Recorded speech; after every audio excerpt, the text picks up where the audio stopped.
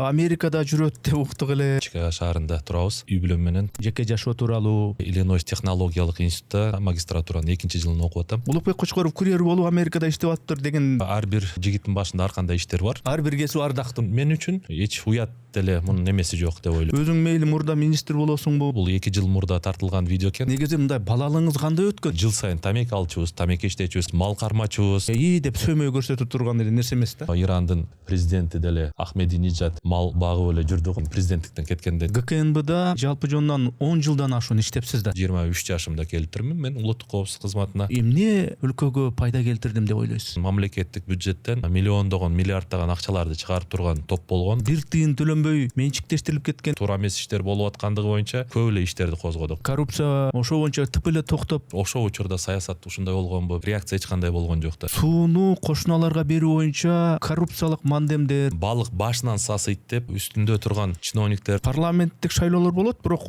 акчасы көптөр келет. мыктыларды алып келгенге мүмкүнчүлүк бербеген шайлоо системасы да. Самсычынын баласына профессор утулуп калат. Профессор алса бир 50 000 айлык алаттыр. Мамлекеттик системаны биротоло өлтүрүп аткандай. Мамлекеттик башкаруу системасын талкалап атабыз. Сөздү эркин айтуу эркиндигине Президенттин тегерегиндеги деле кишилер президенттин атын балким жабынып, ынтымак ордону курушту. Жаңы ак үй деп. эмне үчүн биз ошо бар нерсени бузуп атабыз? Мен ошого түшүнө албай атам да. Кытай темасы азыр курч да. Экономикалык экспансия бул жерди басып алгандан дагы оорураак. Сын айтып атасыз да ага. Бирок сиз өзүңүз дагы ушу мамлекеттик структурада иштегенсиз.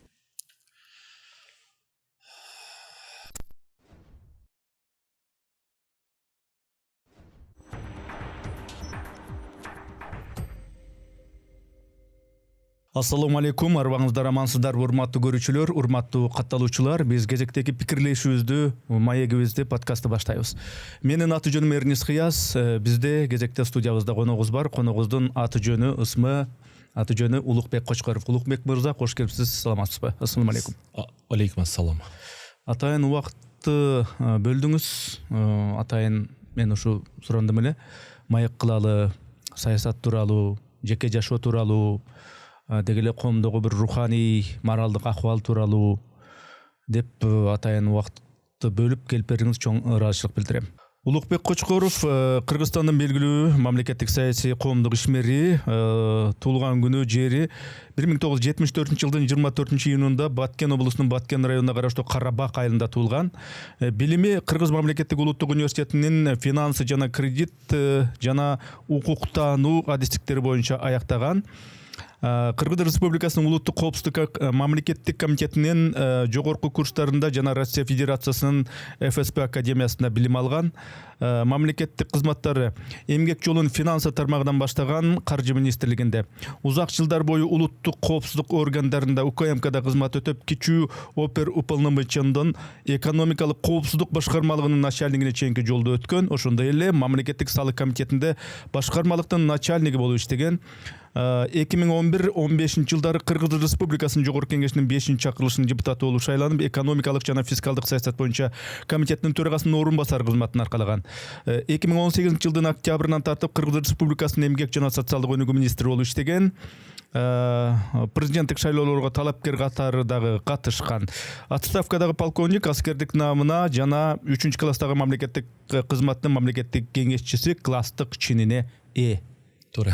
Туура айттым, Бул эми баягы интернеттен алынган, интернеттеги ушу маалыматтык базадан алынган маалымат. Ушу баягы Улукбек Кочкоровдун ким экендигин негизи коомчулук билет, бирок баягы негизи ушу тааныштыруу иретинде ушул маалыматты айтып коюуну мен туура көрдүм. Улукбек мырза, эми баштаганда эле мындай татаалынан баштабай мындай жөнөкөй бир сурашсак, өзүңүз каякта жүрөсүз азыр, кайсы жакта жашап атасыз? Негизи мындай Америкада жүрөт деп уктук эле. Анан бул жакка келип калыпсыз, ошондон баштасак. Ооба. Туура эле айтасыз. Бүгүнкү күндө биз ошо Америкада, Иллинойс штатында, Чикаго шаарында турабыз. Үй бүлөм менен 3 жылдан бери ошол жакта болуп атабыз. 20-жылы өзүңүздөргө белгилүү болгондой, белгилүү окуялардан кийин жумушсуз калып, анан мүмкүнчүлүк болуп калды. Чыкканга балдар менен кичине чыгып, эл көрүп, жери көрүп, балдарды анча-мынча окутуп дегендей көрүп келсек деген ниетте чыктык элек. Ошону менен жүрөбүз. Кудайга шүгүр. Азыр бүгүнкү күндө өзүнүн жеке кичине чакан үй бүлөлүк бизнесибиз бар.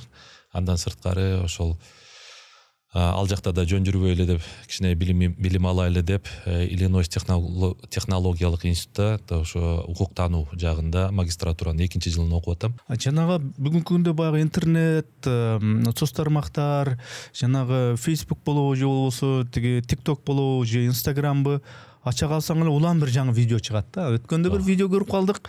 Жанагы билем күлө турган деле нерсе эмес. Мен жеке оюмча. Улукбек Кочкоров курьер болуп Америкада иштеп атыптыр деген темада бир видеолор чыгып кетти да. Бул ушуга бир түшүндүрмө берип койсоңуз. Эми негизи ар бир жигиттин башында ар кандай иштер бар. Мен бардык кесип, бардык жумуш татыктуу деп эсептейм да. Мен терикпейм. Ар бир кесип ардактуу. Ар бир кесип ардактуу. Анан бул видео чыгып кеткен мен үчүн да таң калыштуу болду. Бул 2 жыл мурда тартылган видео экен. 2 жыл мурда. Ким аны кармап отурган, кайсы жагдайда колдонум деп отурганын билбедим, чынын айтканда. Бирок муну мен эмнени айтмакчымын? Мен мурда иштечү элем, азыр иштебейм дегенден эмес.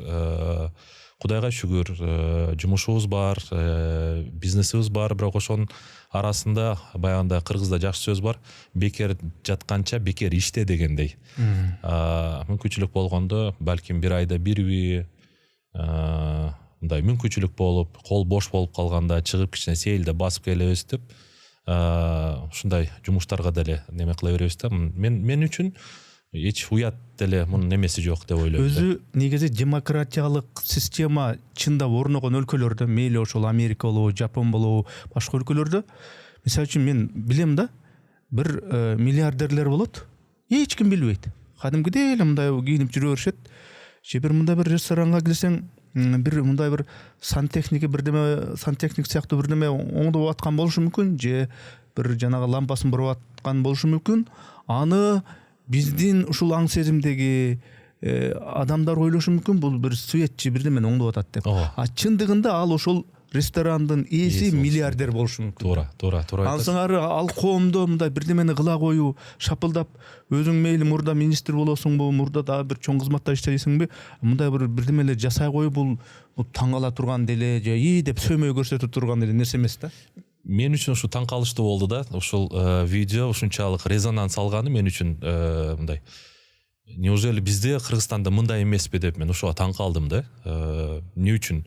Эгерде сен мисал үчүн мен министр болуп төрөлгөн жокмун да. Мен жөнөкөй үй бүлөдө, ата-энем ошо айылда эле райондо кызматчылардын үй бүлөсүндө төрөлдүм. Апам кесип эсепчи болчу, бухгалтер. Атам айыл чарба инженери. 6 тууганбыз, эмгек менен биз ушу иштеп эле ата-энебиз иштесе дагы бирок кошумча тамеки алып, ал учурда ушу тамеки алмай милдеттеме эле же эмне эле билбейм, бирок биз жыл сайын тамеки алчубуз, тамеки иштечүбүз кадимкидей. Өрүктө иштечүбүз, мал кармачубуз, малга баягы чекене деп коет, же болбосо новат деп коет. 17 күндө же 20 күндө бир келет, барып элдин малын кошуп кайтарчубуз. Мен үчүн да таң калыштуу болду ушунчалык реакция болгонуна. Анан биз министр болуп келген эмеспиз, министр болуп кетпейбиз, туурабы? Бул жашоодо ар кандай нерсе болот. Өдө болосуң, ылдый болосуң. Ошол эле мына Ирандын Ахмединежад президенти деле мал багып эле жүрдү го, мындай кийин президенттиктен кеткенден.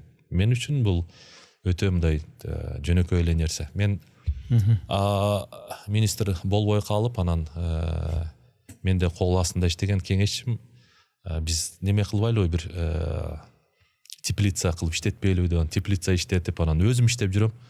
Анан ошол жака бир бизге керектүү материал жеткирип бирөө келип, анан биздин иштегенибизди көрүп, ошол да таң калганда, сизби, сиз өзүңүз ушинтип иштейсизби депчи. Эми бул айтпадымбы, бекер жаткандан көрө бекер иштеген жакшы депчи. Улукбек мырза, негизи мындай балалыгыңыз кандай өткөн? Негизи балалыкта мындай толук кандуу, бактылуу балалык. Ушу балалык деген ушу менин балалыгымдай болуш керек да дегендей ушундай балалык өткөнбү, же бир жокчулук, ар кандай тартыштык, каатчылык, жетишпестик кандай өттү балалыгыңыз? Эми Кудайга шүгүр, анда союз учурунда эле бардык эле үй бүлөдө жетиштүү болсо керек эле. Эми азыркыга салыштырмалуу айтканда албетте билбейм. Себеби күнүнө бир жолу эле казан неме болчу илинчиде. Бүгүнкү күндө 3 маалда тамак бересиң, балдарың жебейт тамак. Биз ушундай эле үй бүлөдө мындай 6 бир тууганбыз. Эмгек менен анан айрыкча апабыз бизде эч мындай жоңкойчу эмес да, мындай дайыма бирдеме иш жумуш таап турчу. Анан эчтеме таппай калса, анан кошуналарга кирип жардам бергиле деп неме кылат, ал эртең күнү сага да жардам берет депчи. Анан бирок мен ата-энебизге ушунчалык ыраазымын, баягы менеджер кылып тарбиялаганыга. Себеби бул кийинки жашооңда бул өтө маанилүү да. Канчалык эмгекчил болсоң, ошого жараша кийин анын үзүрүн көрөсүң дегендей. Туура эле кылган экен ата-энебиз. Ошо биз мектепти бүткөнгө чейин эле, институтка кеткенге чейин эле ошо дайыма үй иштери менен алек болуп эле ушинтип чоңойдук. Анан Кудайга шүгүр, ар бир эле баланын жаштыгы бактылуу болуш керек деп ойлойм. Кандай болгон учурда дагы да. Ар бир адамдын балалыктагы жакшы мындай эстен кетпес учурлар болгон, окуялар болгон дегендей. Бизгеде деле ошо эл катары өткөн. Кудайыма шүгүр, биз ата-энебизге да ыраазыбыз, тагдырыбызга да ыраазыбыз. Ушундай үй бүлөдө төрөлүп, ушундай тарбия көрүп, ушундай жаштыгыбызды өткөргөндүгүбүзгө биз ыраазыбыз. Анан мен келген коноктон кайсыдыр бир тема боюнча суроодон мурда, ал өлкөдөгү бир чоң маселелер болобу, кайсы темаларды мындай сүйлөбөсүн, мындай пайдалуу сурайм да, сөзсүз. Ал маанилүү деп эсептейм. Ошондо орто билимиңиз, жогорку билимиңиз кандай? Орто мектепти мен ошо Баткен шаарынан Жомарт Бакомбаев атындагы орто мектебин бүткөм. Ошо нулевой класс, подготовительный класс дечи. Ошондон баштап 11 классты ошол жактан бүттүм. Андан кийин ошо биздин бактыбызга ошол жылы биринчи жолу эксперименталдык тиги университеттерге кабыл алуу болуп, ошо жерлерге университеттердин, институттардын мугалимдери барып баягындай бүтүрүүчү экзамен менен кошо эле немени кошо алган да, баягы вступительный экзамен дечи. Ошо бактыбызга жараша ошондой болуп, биз ошо мектептен эле сразу студент болуп келип калдык. 91-жыл болчу. Келип анан Улуттук университетте экономика факультетинде ошо финанс кредит багытында билим алдым. Андан кийин ошо улуттук коопсуздук кызматында иштегенде юридикалык билим алууга дагы туура көрдүм. Аны дагы баягы 1 жылдык, 2 жылдык эмес, ошо 5 жылдык заочный отделение дейт го, сырттан окуу. Ошону бүтүрүп окудук. Эми Улукбек Кочкоров деп коомдук ишмер, саясатчы, экс-министр катары мындай образда элге көрүнүп атканыңыз менен эми бала болгонсуз, өспүрүм болгонсуз, жигит болгонсуз. Ошондо жанагы үйлөнүү, баш кошуу маселесине келгенде кандай болду бул өзүңүздүн тандооңуз менен? Кудайга шүгүр, ооба. Өзүбүздүн тандообуз менен эле. Мен 21 жашымда институт бүтүп, уже жумушка кирдим 21 жашымда. Бишкек шаарындагы Свердлов район финансы бөлүмүнө бюджет боюнча жетектөөчү адис болуп жумушка киргем. Ошол учурда мен ыраазычылыгымды билдиргим келет. Гүлнара деген эжеке заведующий болуп, его заведующий болуп иштеген экен. Мен ошо сен Баткендиксиң, башка дебей, ал эже өзү көлдүк. Ой, силердей жаш жигиттер керек бизге, кел деп алып, жумушка алып, өзү бүт баарын үйрөтүп, ошол горфин управленияга постоянно өзү жетелеп алып келип, мен сени жакшы адис кылам деп ушинтип неме кылчу. Бирок кийин тагдыр экен, бир аз өтпөй эле финансы министрлигине мүмкүнчүлүк болуп, ошол жака өтүп, финансы экономика министрлигинде иштеп калдым 1 жылдай. Андан кийин ошо улуттук коопсуздук кызматында көбүрөөк, бир 13 жыл ошол жакта иштеп калдым. Өмүр таржымалыңызды карасам, негизинен көбүрөөк ошол улуттук коопсуздук комитетинде, улуттук коопсуздук кызматында иштепсиз да. Кандайча тагдыр ошондой болуп калды? Өзүңүздүн баягы мурдатан коюлган пландын негизиндеби же бир кокустук болдубу? Эми бул жашоодо тагдыр өзү ошо бирдемеге алып келет экен да. Анан биз 3-чү курста институтта окуп атканда, ошондо 93-жыл болсо керек. Эсиңиздерде болсо, баягы Союз тарап, анан көп орус улутундагы же башка улуттагы адистер башка жакка өздөрүнүн кичи мекендерине көчүп кетип аткан учур болгон. Ошондо кадрлар жетпей, анан биздин улуттук коопсуздук кызматында дагы жаңы экономикалык коопсуздук боюнча ошондой башкармалык ачылды. Ошол жака экономист, финансист балдарды биз издеп жүрөбүз деп, анан атайын ошол 2-3 кызматкер барган экен. Деканаттан чакырып, анан ошондон бир 10-15 бала биз киргенбиз. Кирип баарлашуу болуп, собеседование болуп, анан ошондон кийин документтерибизди алып калган. Ошону менен бир жарым 2 жыл өткөндөн кийин анан алар кайра өздөрү чыгып, биз баарыны териштирдик, карадык, текшердик. Эми бизге иште деп ушундай сунуш болуп, ошентип келип калгам да. Ал учурда мен ошо экономика финансы министрлигинде иштечүмүн. Мен карасам, менин эсебим боюнча эми ГКНБда чекисттик иште жалпы жонунан 10 жылдан ашуун иштепсиз да. Эмне конкреттүү түрдө мындай өлкөгө пайда келтирдим деп ойлойсуз?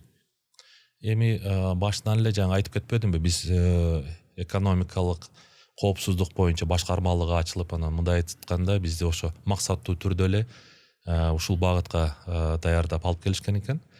Атайын ошо улуттук коопсуздук кызматынын атайын жогорку курсун бүткөндөн кийин, 7 айлык окуудан кийин мен ошол башкармалыкта иштеп калдым. Финансы секторуну тейлеп деген оперативдик тейлөө деп бизде айтып коет. Ошол багытта иштедик. Анан ошол жерде болуп аткан баягы ар кандай туура эмес иштерди, башкаларды иштеп, мындай неме кылдык, жакшы эле иштерди алып бардык деп айтсам болот. Негизги иштерден көп эле иш кылдык, бирок негизги иштерден айта турган болсок, биз баягы зачет НДС деп ушундай бир мода чыккан. Баягы калп эле Россиядан товар сатып келди, аны кайра Өзбекстанга жиберди же Тажикстанга жиберди деп документтерди чуркатып эле, анан мамлекеттик бюджеттен миллиондогон, миллиарддаган акчаларды чыгарып турган топ болгон. Бул жерде ошо финансы министрлиги, бажы кызматы, салык кызматы, казначейство жана башка ар кандай органдардан аралашып, ошо бир туруктуу мамлекеттик бюджеттен акча урдоо схема болгон.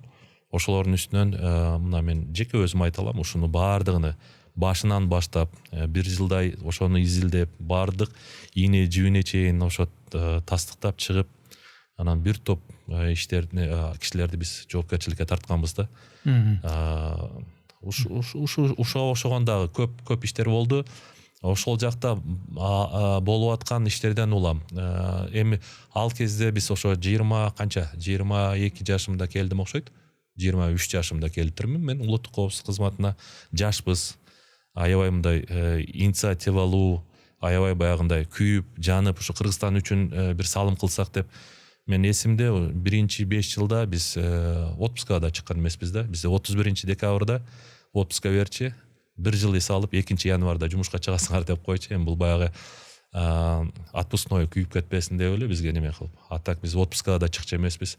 Суббота, воскресеньени билчү эмеспиз, майрамды билчү эмеспиз. Түндө 11-12 чейин ушинтип иштеп бир топ жетишкендиктерге жеттик. Бир топ баягы мамлекеттик деңгээлде же мамлекеттин башчылык деңгээлде кандай туура эмес саясаттар, туура эмес иштер болуп аткандыгы боюнча көп эле иштерди козгодук. Бирок тилекке каршы ошол козголгон иштер дагы кээ бир учурда 2 күн, 3 күнгө жетпей кайра жабылып калып аткан учурлар болду да. Анан ошонун баары мени ушундай саясатка барууга түрткү берди деп айтсам туура эле болот деп ойлойм да.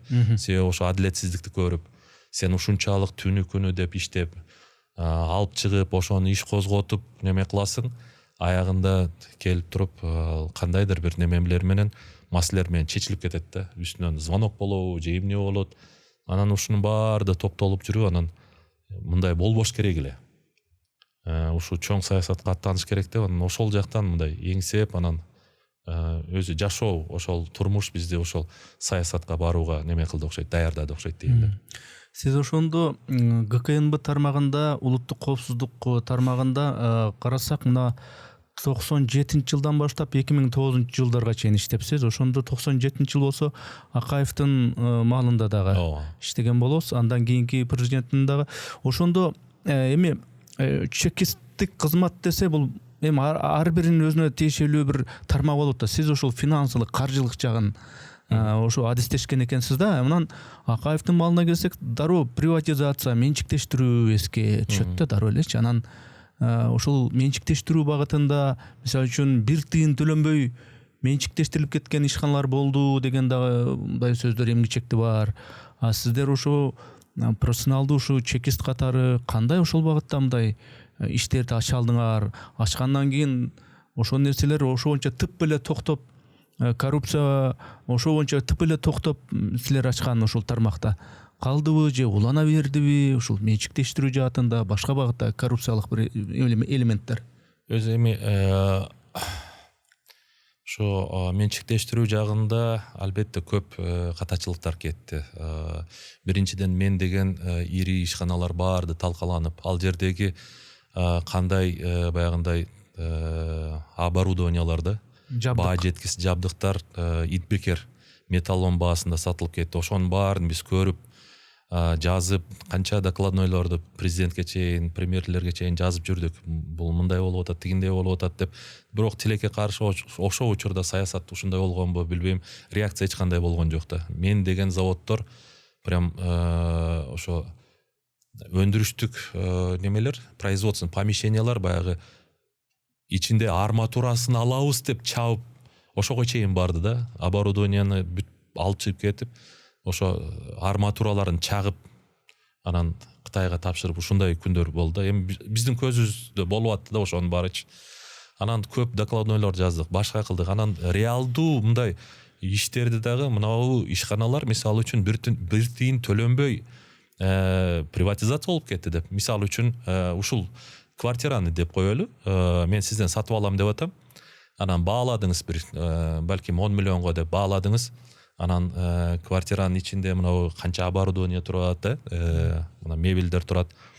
Анан баалангандан кийин ошол эле ичинде турган ошо ишкананын ошол кандай десем, ошо базанын ичинде турган ошо 1-2 немени мамлекетке ошо сенин койгон бааңа выкупной неме деп туруп өткөрүп берип коюп алып койгондор бар да. Мисалы үчүн бекерле болуп калды да. Бекерле болуп калды да. Мисалы үчүн сиздин квартираңызды мен 10 миллионго баалап алып туруп, анан бирок айтып атам, мына планшетти мен 10 миллионго баалап тур. Бул сиздики чынын айтканда. Сен ал Эрнест деп карматып койгондой ушундай учурлар да болду да. Ал бүгүнкү мерка менен 50 миллион, 100 миллион долларлык ишкана болушу мүмкүн да. Анан бирок ошолордо дагы биз иш козгоп, бирок бир жума, 2 жума ашып барса, 1 ай нары бери болуп жабылып калган күндөр да болду. Анан өткөндө мынау немени тиги менчиктештирүүнү толугу менен карап чыгабыз деп бир топ иштер болду. Бирок ошол жерде дагы деле ушуга окшогон ишканалар мындай дагы деле калды да. Мен деген баягы киттердики эчтеме болбой, анан баягы жергиликтүү баягы уровендеги ИТО баягы колдон колго өтүп кеткен акыркы баягы сатып алгандарга эле залакасы тийип калды да.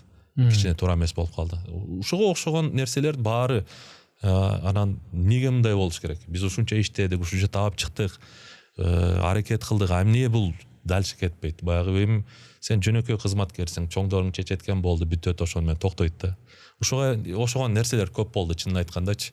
Ушунун баарды баягы Кыргызстандын талкаланып тонолуп атканы биз көз алдыбызда өтүп атты да, баарычы. Биз атайын кызматта болгондон кийин ошол боюнча баардыгынан кабардар болуп, себеби сенин жумушуң ошол туура эмес болуп аткан иштерди табып чыгып, аны жеткире турган жерге жеткирип, же болбосо иш козгой турган болсо тергөө органдарына өткөзүп, ушунун үстүнөн иштемей да. Бирок тилекке каршы жалпы мамлекеттик саясат балким ушундай болгонбу, биздин ошол кылып аткан иштерибизден жакшы мындай мандем же жыйынтык чыкпады да. Ошонун аябай, конечно, өкүнүчтүү мунун баарычы. Анан кечээ күнү өткөндө биздин биринчи президентибиз эми ошонун учурунда болду да. Ал киши келип анан аябай актанбадыбы, баары сонун болгон, баары эми анча-мынчалары ушинтип неме кылса керек. Бирок чын-чынында Кыргызстанды таламай болгон да ошол учурдачы. Ошонун баары биз мына атайын кызматта иштеп, биз ошо көз алдыбызда турду да. Бирок тилекке каршы биз ошол органда иштеп атып дагы мындай тиешелүү чара көрө албадык. Иш козголгон учурда дагы кандайдыр бир себептер менен жабылып калып атты да. Эми биз Кыргызстан бул сууга бай, суу ресурстарына бай өлкөбүз. Тагдыр ушу сууну жараткан, ушу сууну берген экен бизге. Анан ушул өлкөлөр аралык суу ресурстарын колдонуу боюнча ар кайсы президенттердин тушунда ар кандай келишимдер болуп келатат, ошол сууну пайдалануу боюнча. Анан сиздердин ушул чекистик практикаңызда ушул сууну кошуналарга берүү боюнча кандай бир коррупциялык мандемдер, коррупциянын жыты бир байкалган бир жагдайларында болдубу? Тилекке каршы ошол айтып атпаймынбы, кээ бир учурда баягы балык башынан сасыйт деп ушу кээ бир мамлекеттик келишимдерде ошо эң жогорку үстүндө турган чиновниктердин аралашканында биздин практикабызда болду да. Биз ушундай нерселердин үстүнөн иштедик. Эсимде ушул 90-жылдардын аягы, 2000-жылдардын башы болсо керек, точно азыр айта албайм, 99 бекен, 2000-жылдар бекен. Кыргызстанда аябай суук кыш түшкөн. Анан ошол учурда биз газ ала албай, тиги кошуна мамлекеттен ТЭЦибиз жакшы иштебей, аябай суук болгон да. Анан ошондо ушул маселе эмнеден болуп атат деп, анан биз ушуну атайын бир изилдеп көргөнбүз. Кандай болду экен, эмне болду экен деп. Анан ошондо бир мындай окуяны биз көргөнбүз, ачканбыз да. Ошонун үстүнөн иштеп, кийин иште козголду, бирок тилекке каршы анын дагы жыйынтыгы чыкпай калды. Биз ушул суу ресурстарыны, энергия ресурстарды колдонуу боюнча атайын ошо биздин кошуна мамлекеттер менен келишимдер түзүлүп турат. Ошол жылы дагы биз ошону карап көрсөк, биз кошуна мамлекетке, эки мамлекетке 1 миллиард 100 миллион кубометр суу беришибиз керек экен. Баягы вегетация период деп коет. Суу баягы койгон немеде. Бул апрелден баштап суу катмалында. Анан бирок биз суу бул ресурс эмес, муну сатканыңар туура эмес деп бизге ошондой домат коюшат да аларчы. Анан биздикилер болсо суу ооба бизде мындай ресурс болбогону менен, бирок сууду биз электроэнергияга алганга колдонобуз. Биз ал сууду кое бергенде биз халастой кое бере албайбыз. Биздин ГЭСтер иштеш керек. ГЭСте иштеген чыккан электроэнергия бизге өзүбүзгө жетиштүү. Анда силер алгыла ошо электроэнергияны деп келишимге келишет. Биз тараптан бир 7-8 министерство, ведомстводан атайын эксперттер катышып, ал наркы өлкөлөрдөн дагы ал тараптан дагы эксперттер кошулуп, биздин койгон шарттарга баардыгына макул болуп, мисалы үчүн ошондо биз ички рынокко 1 центтен сатып аткан болсок, аларга 3,3 центтен 3 барабар сатабыз деп, биз ошо электроэнергия ошо жазда баягы суугат учурунда берген электроэнергия, ал учурда бизге электроэнергия жетиштүү. Силер сатып аласыңар дагы, ордуна ошол акча менен эмес, природный газ менен кышындасып бересиңер. Анан электроэнергия менен кайра ошончо башма баш, мисалы үчүн канча бир 200 миллион 300 миллион киловаттыны электроэнергия менен кайтаргыла деп, анан ошондой келишим болгон да. Аны баарды сүйлөшүлгөн, баягы эл аралык неме боюнча, закон о международных договорах деген атайын мыйзам бар да. Ал жерде каралган. Эксперттер иштеп чыгат, макулдашылгандан кийин ал тарап бул тарап кол койгондон кийин парафирование деп коет да, катытуу. Катыгандан кийин ал келишимге эч ким өзгөртүү киргизгенге акысы жок. Эгерде бирөө айнып кете турган болсо, жок бул келишим мага туура келбейт экен, алмаштырам дей турган болсо, ал процедура жаңыдан кетиш керек. Ошол баягы 7-8 министерстводан кайрадан экспертизадан өтүп, анан кол коюш керек. Бирок ошол учурда биздин премьер-министр Танаев кол койгон экен. Анан ошо кол коюу учурунда тиги немелерди, рабочий группаны чакырып туруп, мынау договорда 1 миллиард 100 миллион суу алабыз, ордуна ушу электроэнергия суу алабыз деген жерине, анан андан чыккан электроэнергияны сатып алабыз деген жерге чейин деген, орусчасында до деген сөздү кошуп коет да. Бир эле сөз, бирок ал канчалык баягы келишимди жокко чыгарат да. 1 миллиард 100 миллион сууду беребиз, бирок ошо 1 миллиард деп туруп 1 миллиард 100 миллиондук баягы акчаны алабыз дегенде, булар мындай сууду алат, а бирок электроэнергияны сатып алабыз деген 1 миллиард 100 миллион куб суу кою бергенде 1 миллиард 100 миллион киловатт электр энергия чыгат, ошону сатып алабыз деген жерине до деп койгондо, булар 1 миллиард 100 миллион куб сууду биз бергенге милдеттүү болуп, а бирок алар 1 миллиард 100 миллион киловатт электр энергияны сатып алганга милдеттүү эмес болуп калган да. Себеби до дегени 1 миллион киловатт алса деле 1 миллиардка чейин, 1 миллиард алса деле 1 миллиардка чейин. Ошон менен булар электр энергияны сатып албай коет. Электр энергияны сатып албагандан кийин биз баягы кышта жаратылыш газын алганга уже ресурсубуз жок болот. Кышында электр энергия алганга немебиз болот. Ошондо биз мындайча айтканда сууду бекер кой берген болуп калабыз да. Ушуга ошогондагы баягы мамлекетке кыянатчылык кылган, элге кыянатчылык кылган келишимдер кол коюлуп турган да. Албетте бул эми ошондой бийик кызматтагы адамдын мындай билбестигинен эмес деп ойлойм да менчи. Бул ошондо премьер-министр Танаевдин учурунда болгон нерсе экен. Ошондо биз тараптын бул шалакылыгы же кандай бир атайлап бул? Мен ойлойм бул кызыкчылык деп да. Кызыкчылык. Себеби ал билбей калган учурда дагы тиги кол астында рабочий группа, эксперттин группалары бар да, алар айтат да, шеф мындай кылган болбойт деп. Себеби биз муну кийин териштиргенде ар биринен силер мынантип парафировать эткен экенсиңер. Анан эмне үчүн бул келишим мындай кол коюлуп калды деп сурак алганбыз да. Дегенде анын баары билбейм, ошо кол койгонго келгенде эле өзү эч качан андай болгон эмес эле, чакырып туруп эле мына жерге бир до деген сөздү кошуп койгула деп, анан ошонун артынан ушундай болуп кетти деп. Анан ошо жылдары мен карасам Танаев өзүнүн кетирген калпыстыгынан 17 жолу премьер-министр ошо кошуна өлкөнүн премьер-министрине 17 жолу телефонограмма жазыптыр 5 күн ичиндечи. Кой бербесиңер болбойт, бизде ушундай катуу суук болуп атат, эл үшүп калды, башка болду депчи. Анан суроо пайда болот да. Ошону убагында жашына кылып койсоң ушунчалык униженияга барбайт элең го, башка мамлекетке жалдырап күнүнө 3 телефонограмма эртең менен абедте кечинде жазгандай. Анан ушундай да иштер болду. Тилекке каршы иш козголду, бирок ал дагы бир жумага жетпей, ал иштер жабылды. Мындай иштер чынында көп болду да. Улукбек мырза, сиз өзүңүз Баткендин кулунусуз. Ушул чекисттик тармакта иштегенсиз. Баткен десе эле чек ара эске түшөт. Чек ара маселеси, чек ара келишимдери кошуналар менен эске түшөт да. Ушул чекисттик сиздин тажрыйбаңызда, карьераңызда ушул чек арага байланышкан келишимдерге тиешелүү биз тараптан кандай бир коррупциялык жагдайларга жол берген учурлар кездештиби биз тараптан?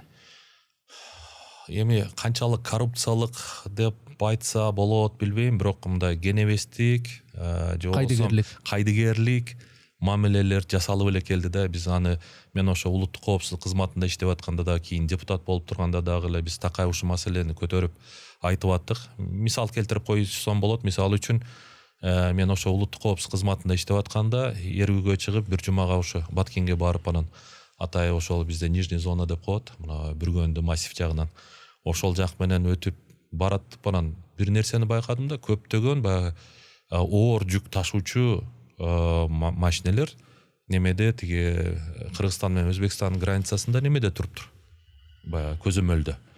Анан карасак артында оборудованиялар башкалар, эми чынын айтканда мындай бир баалуу материалдык немелер бар да, жабдуулар. Анан акырын сураштырып, бул эмне кандай деп ошол жерден неме кылып көрсөк, биздин баягы ошо Бүргөндү массивинде кошуна мамлекет иштеткен ири баягы неме бар болгон да, кандай десем, газовый месторождение, нефть анан газ. Анан ошол иштетип аткан ишкана алып чыгып кетип аттыр деп. Себеби ошого чейин 92-93 жылдары биз баягы Минский, Алматинский соглашенияларды кол койгондо, биз ар бир мамлекет кандай мүлк болбосун өзүнүн территориясында ошол толугу менен өтөт деген келишим болгон да. Себеби биздин дагы кээ бир базалар болгон ошо кошуна мамлекеттерде, алардын кандайдыр бир объектилери болгон. Ошол эле мына Байконурду ала турган болсок, Россия Байконурду иштетип жүргөн, бирок кийин ал Казакстанга өттү да. мен билишимче $180 миллион аренда төлөп кийин кайра орус мамлекети иштетип жүрдү да. Ошого окшогон ишканалар бардыгыбыз биз өзүбүз тараптан аларга өткөрүп бергенбиз, тигилердин территориясында болгон. А биз тараптагы биз кайдыгер мамиле кылып, ошо 92-93-жылы маселе чечилсе дагы 98-99 жылдарга чейин камырабай жүрө бергенбиз да. Алар ошондой эле газ өндүрүп, ошол жерде газохранилищени колдонуп, нефть өндүрүп, ушинтип эле жүрүшкөн да. Анан ошол жылдары анан кайрадан атайын өкмөттөн неме түзүлүп, комиссия түзүлүп, аны биринчи вице-премьер баштап өткөрүп алгыла деп анан койгондо, азыр как раз неме болуп аткан экен. Сүйлөшүүлөр болуп, мен барганда уже кол коюлган экен, чечилген экен. Ошол бардык оборудованиялар чыгарып кетип аткан экен да. Ал жабдыктар эле эмес, ошо нефть качать эткен. Ошо магистральный трубопроводдор дейт, мен аны барып көрсөм, ичинде баягы туруп басып жүрсөң болот да, ошончолук чоң немелер. Ошо кезде 1 метри $100 болгон неме, ал километр немелер казылып кеткен да. Жердин астындагы немелер, трубопроводдор. Ошонун баары чыгып кетип атыптыр. Анан мен сразу болбосом өзүм отпускадамын. Сразу анан тиги областное управлениега барып, балдардан бирөөнү алып алып, анан ошо жактан бир машинаны алып, анан жайдын күнү ысык тең бир 45 градус, 47 градус. Анан барып, ар бир канча скважина өткөн, кандай акыбалда өткөн, канчасы оборудованиясы бар эле деп 194 скважина өткөн экен. Ошонун бир 4-өө эле калыптыр, мындай оборудованиясы калганы полностью оборудованиялар чыгарылган. Ошол эми канча 2-3 километрлик астынан чыккан ошол немелерди, курларды толугу менен таш менен толтурган, иштен чыгарган. Ушундай акыбалда берилип атыптыр. Анан акыркы ошо оборудованиялар чыгарып кетип атыптыр. Анан тиги баардыгын документтештирип, видеого алып, аны да ошо Акаевдин учурунда биз Акаевга жазганбыз. Мындай иштер болуп атат. Мынау комиссияны кандай акыбалда кабыл алды, кол коюп бериптир, эмне үчүн аны талап кылбайт? Мынау оборудованиялар немелер тиги месторождение эмнеге мындай абалда өтүп атат? Ошо курлар эмнеге иштен чыгарылып атат деп. Аны иштетсек болот эле деп да. Бирок тилекке каршы ушундайларды да көрүп аттык да биз. Тигилер кошуналар кетип атып, ошо тиги таш менен толтуруп койгону чата экен. Аны кайра ошол кезде аябай эле кымбат болчу да, кайра ошончо скважинаны бурить этиш, башка кылыш, бул даже экономически нецелесообразный проект болуп калган да. Себеби кайрадан калыбына келтириш. Айтайын дегениңиз, биздикилер кичине тиригирээк болуп, жоопкерчиликтүү болуп. Анан ошондо биз иштешип, анда Баткен нефтегаз деп жаңы ачылып, неме ошого берилип аткан экен. Ошол жерде инженер башкалар менен сүйлөшүп, кызматкерлер менен сүйлөшсөк, бизде деле сураган адам бар турбайбы деп мен айтып атпайбы? Болбосо мен дагы аны мындай эс алууга, эргүүгө, үйгө кетип атып, көрө калып, анан териштирип, аркасынан түшүп, анан жазып, видео тартып, ага атайын репортаж жасатып, КТРге барып суранып журналисттерден. Анан ошону кассетасына тиги президентке чейин жеткирип неме кылганбыз да. Айтайын дегеним, айтып атпайбы? Ошо келди дейт, бир адам басып келип, кандай акыбалда берилип атат, канча скважина өтүп атат, оборудованиялар кандай немеде, состояниеде сураган жок дейт да. Өтүп кетти дейт. Алар ошо Ферганадан кайсы бир жерден чай ичти, кол коюшту, кетишти дейт. Басып келип сурап койгон, бирөө бизден даже сурап койгон эч ким жок дейт да, ошол жерде иштеген адамдар. Анан, конечно, мунун баары өкүнүчтүү, ушундай нерселер болду. Андан кийин дагы сүйлөшүүлөрдө жүрүп аткан, кабыл алынып аткан чечимдерди көрүп, кээ бир мындай калпсыздыктар кетип атканын көрүп аттык. Колдон келишинче айтып, тиги парламенттен да башка да кылып аттык. Мына чечилди, бирок көрөбүз, аны тарых көрсөтөт, канчалык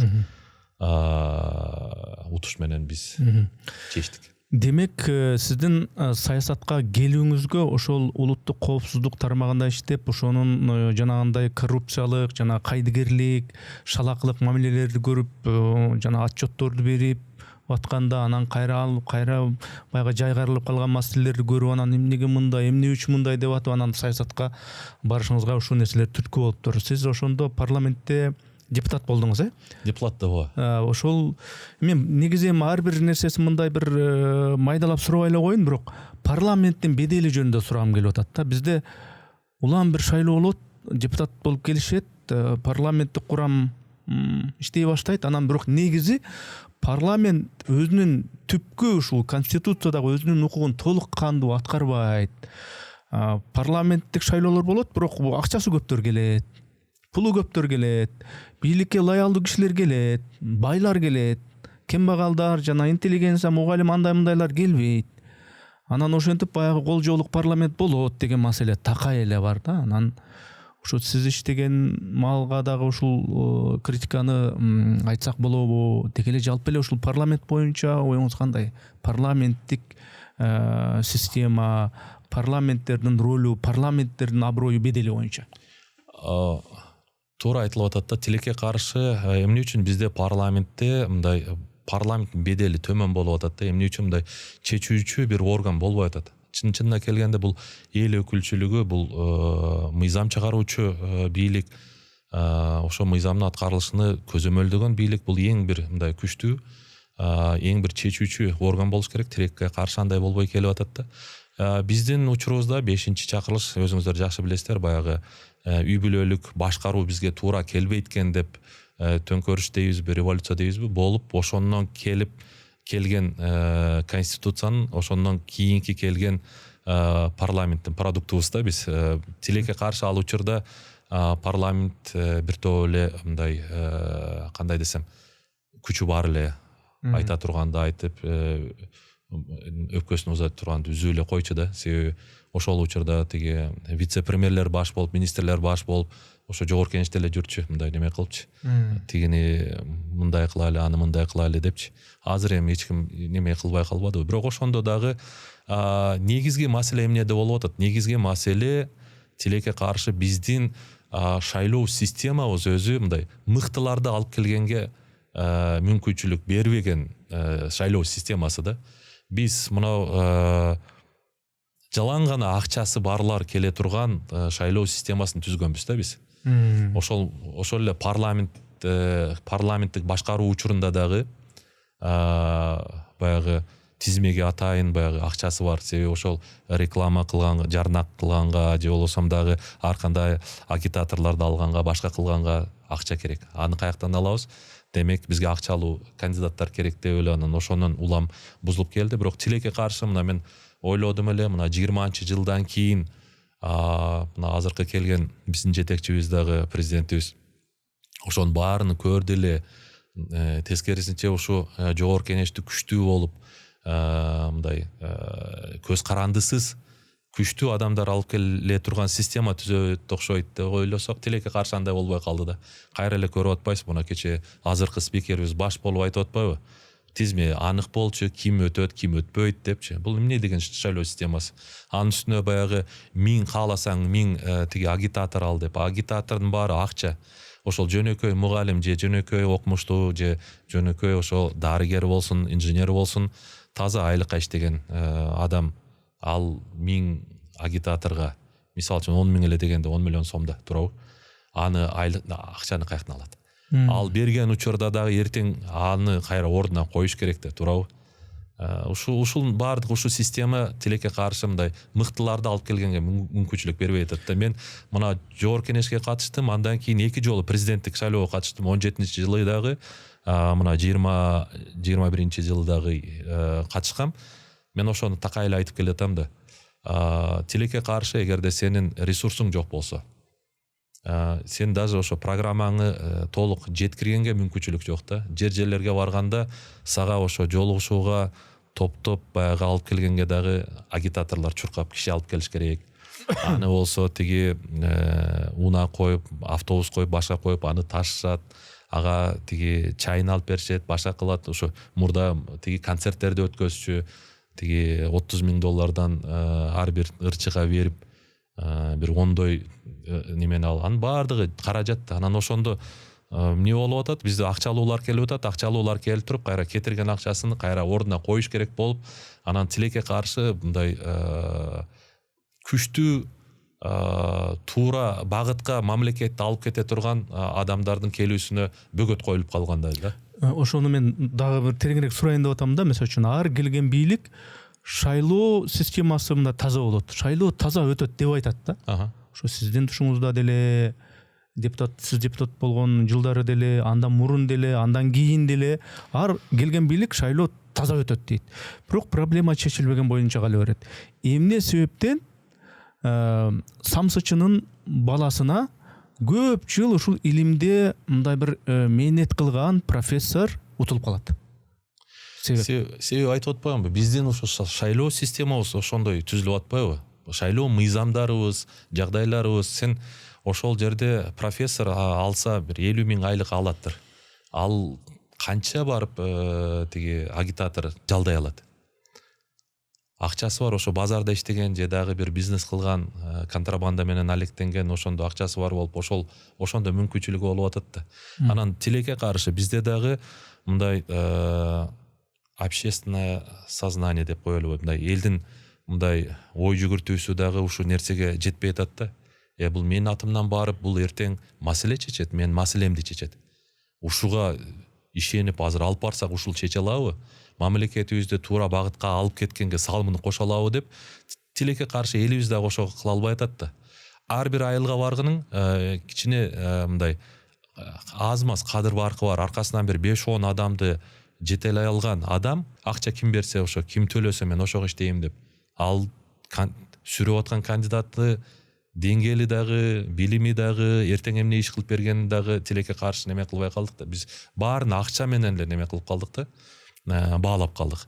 Бул албетте коркунучтуу, бирок ошол эртеңки күндө ошол сен сага берген, билбейм эми ошо агитатор 20 000 сом алсын, 30 000 сом алсын. Бирок ал 20 000, 30 000 сом акчаңды бир жылга жеткирбей эле сен өзүңдөн алып коет.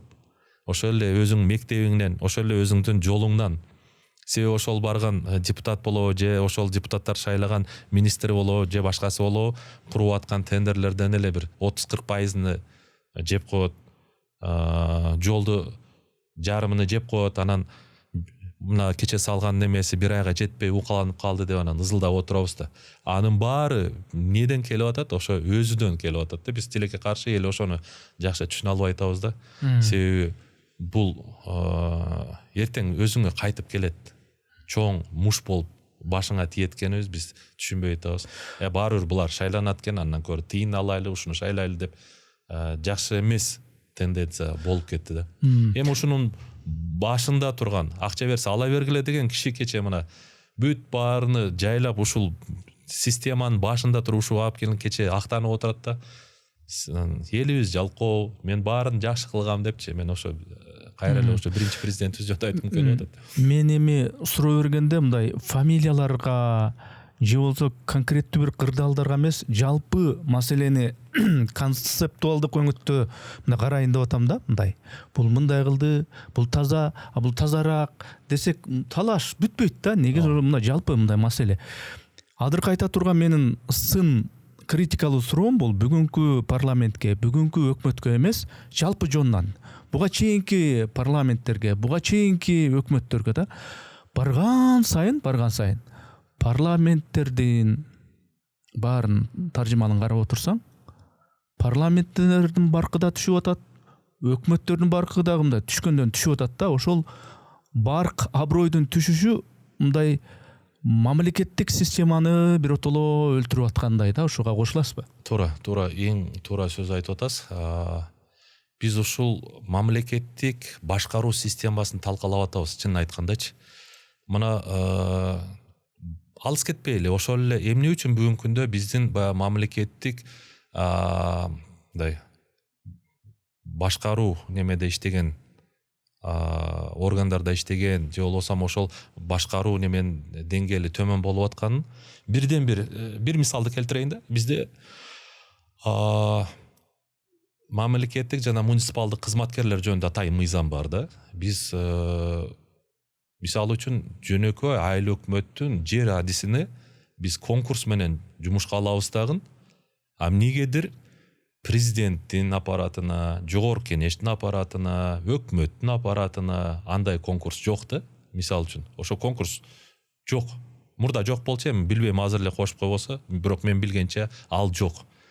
Анан баягы кичине бийликке келип калган, башка келген анан өзүнүн тиги тайкен болот эле, башкан болот эле, тигинин баласы өкүл балам, анан ал бул деп кече институт бүтүп келген баланы дагы 1 жыл иштей элек сразу аппарат президентке же болбосо өкмөттүн өкмөттүн аппаратына тиги эксперт кылып же референт кылып алып коюп атпайбы?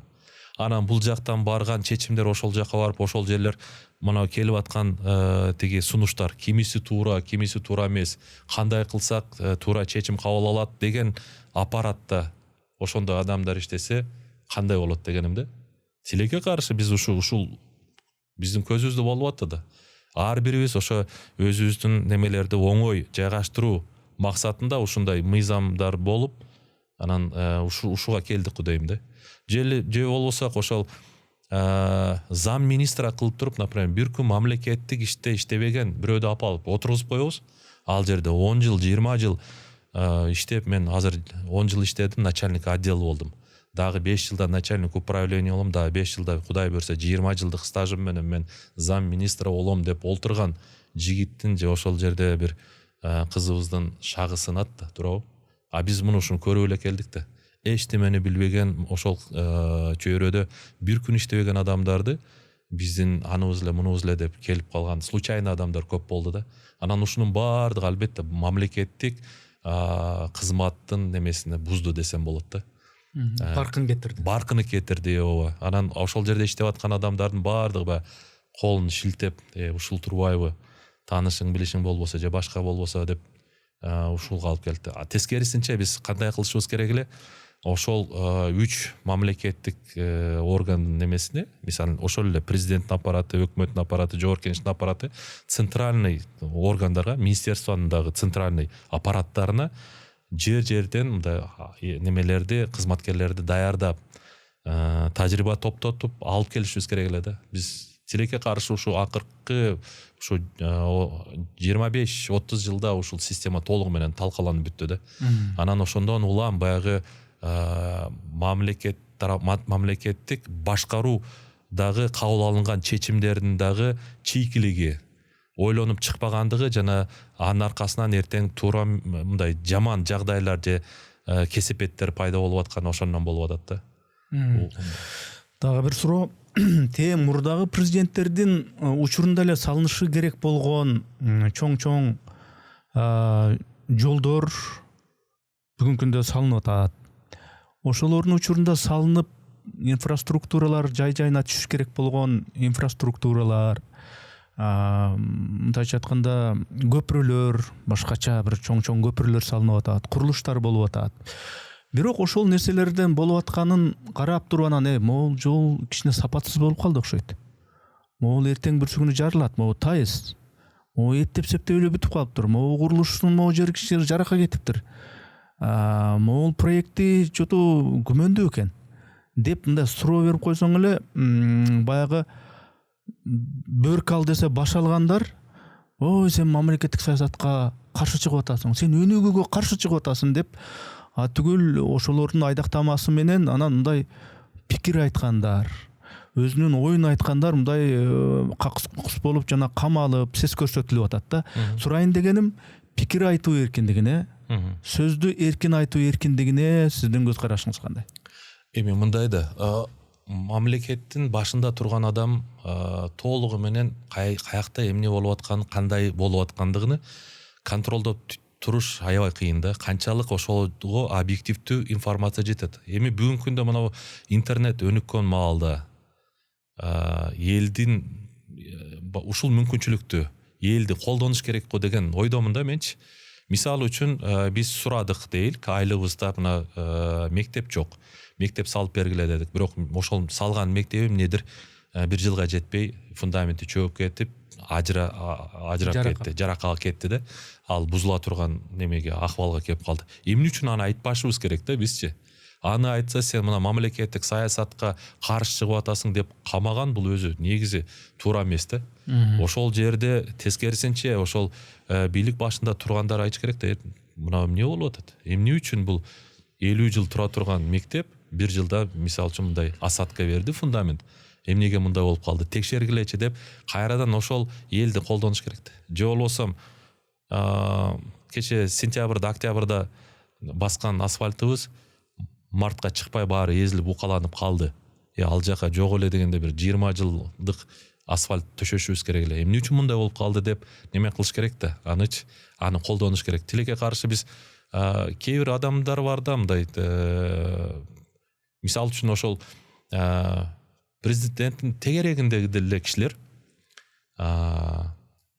президенттин атын балким жабынып деле мынау проектти мынау жолду мынауга бересиң деп өзүнүн тааныш билиш бирөөлөрүнө мисалы үчүн 10 миллион долларлык проект болсо 1 миллион долларды мага бер, ушул жака мен сени уткузуп берем деп анан киргизип койду дейли.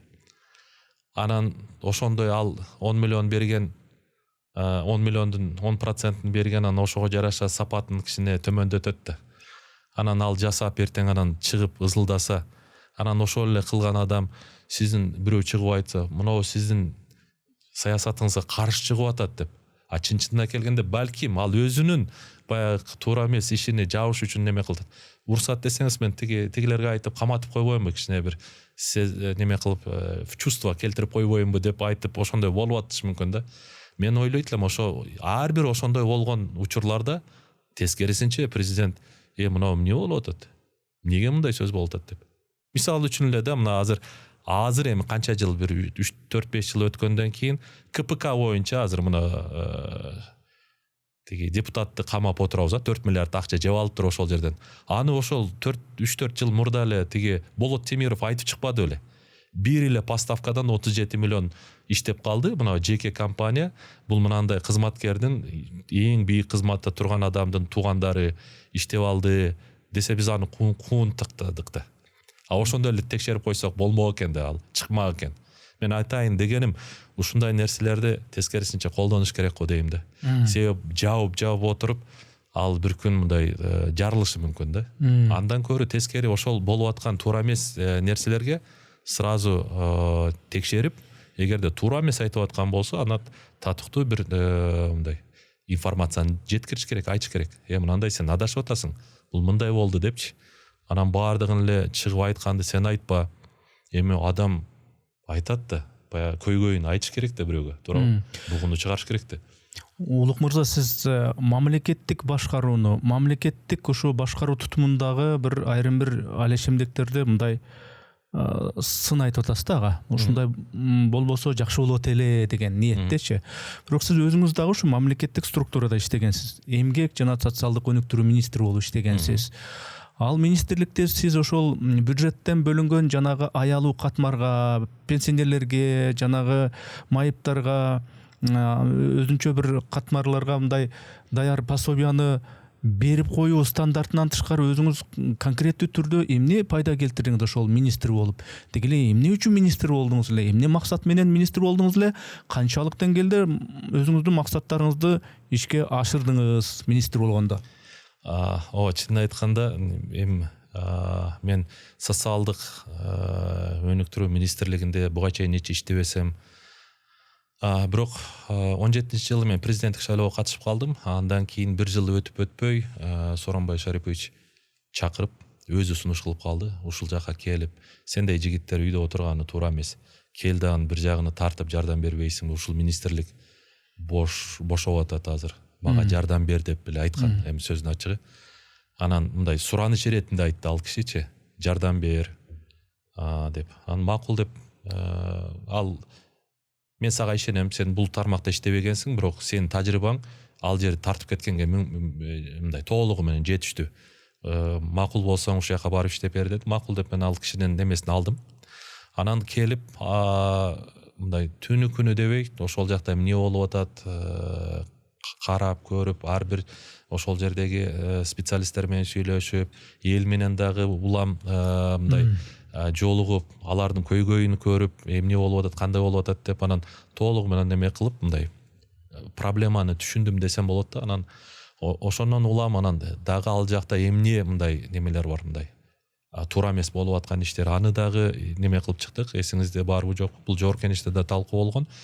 Биз ошол жерде болуп аткан ар кандай урдоолорду, башкаларды бөгөт коюу максатында биз санарип, как раз ошол жылдары санариптештирүү жылы болуп, белгиленген болчу. Ошонун алкагында биз санариптештирүүгө өткөзүү менен 1 миллиард сом акча, бул почти 10%тен ашыгыраак акча урдалып атканын биз таап чыктык ошол жерденчи. Бул жерде жогорку кеңеште да катуу талкуу болгон. Себеби келип көрүп кандай бүт баарыны биз мындай неме кылдык, көрсөк, мен атайын аудитта чыгарып неме кылдык да, бир эки жерден текшертип, баягы күмөнүбүздү далил алыш үчүн аудитти да жиберип барып, аларга задачаны коюп, мынаны текшерип келчи деп, анан барган, ошо биздин кооптонуубуз мындай неме болду да, тастыкталды. Ал жерде эмне болгон? Мисалы үчүн, бир райондо 5 айыл өкмөт болсо, бир айыл өкмөттө Асанов деген инвалид жашаса, ошол Асановду 5 айыл өкмөттөн ведомостько киргизип, анан 5 адам атынан неме алып, акча начисление кылып, бирөөсүн өзүгө жеткизет адреси менен.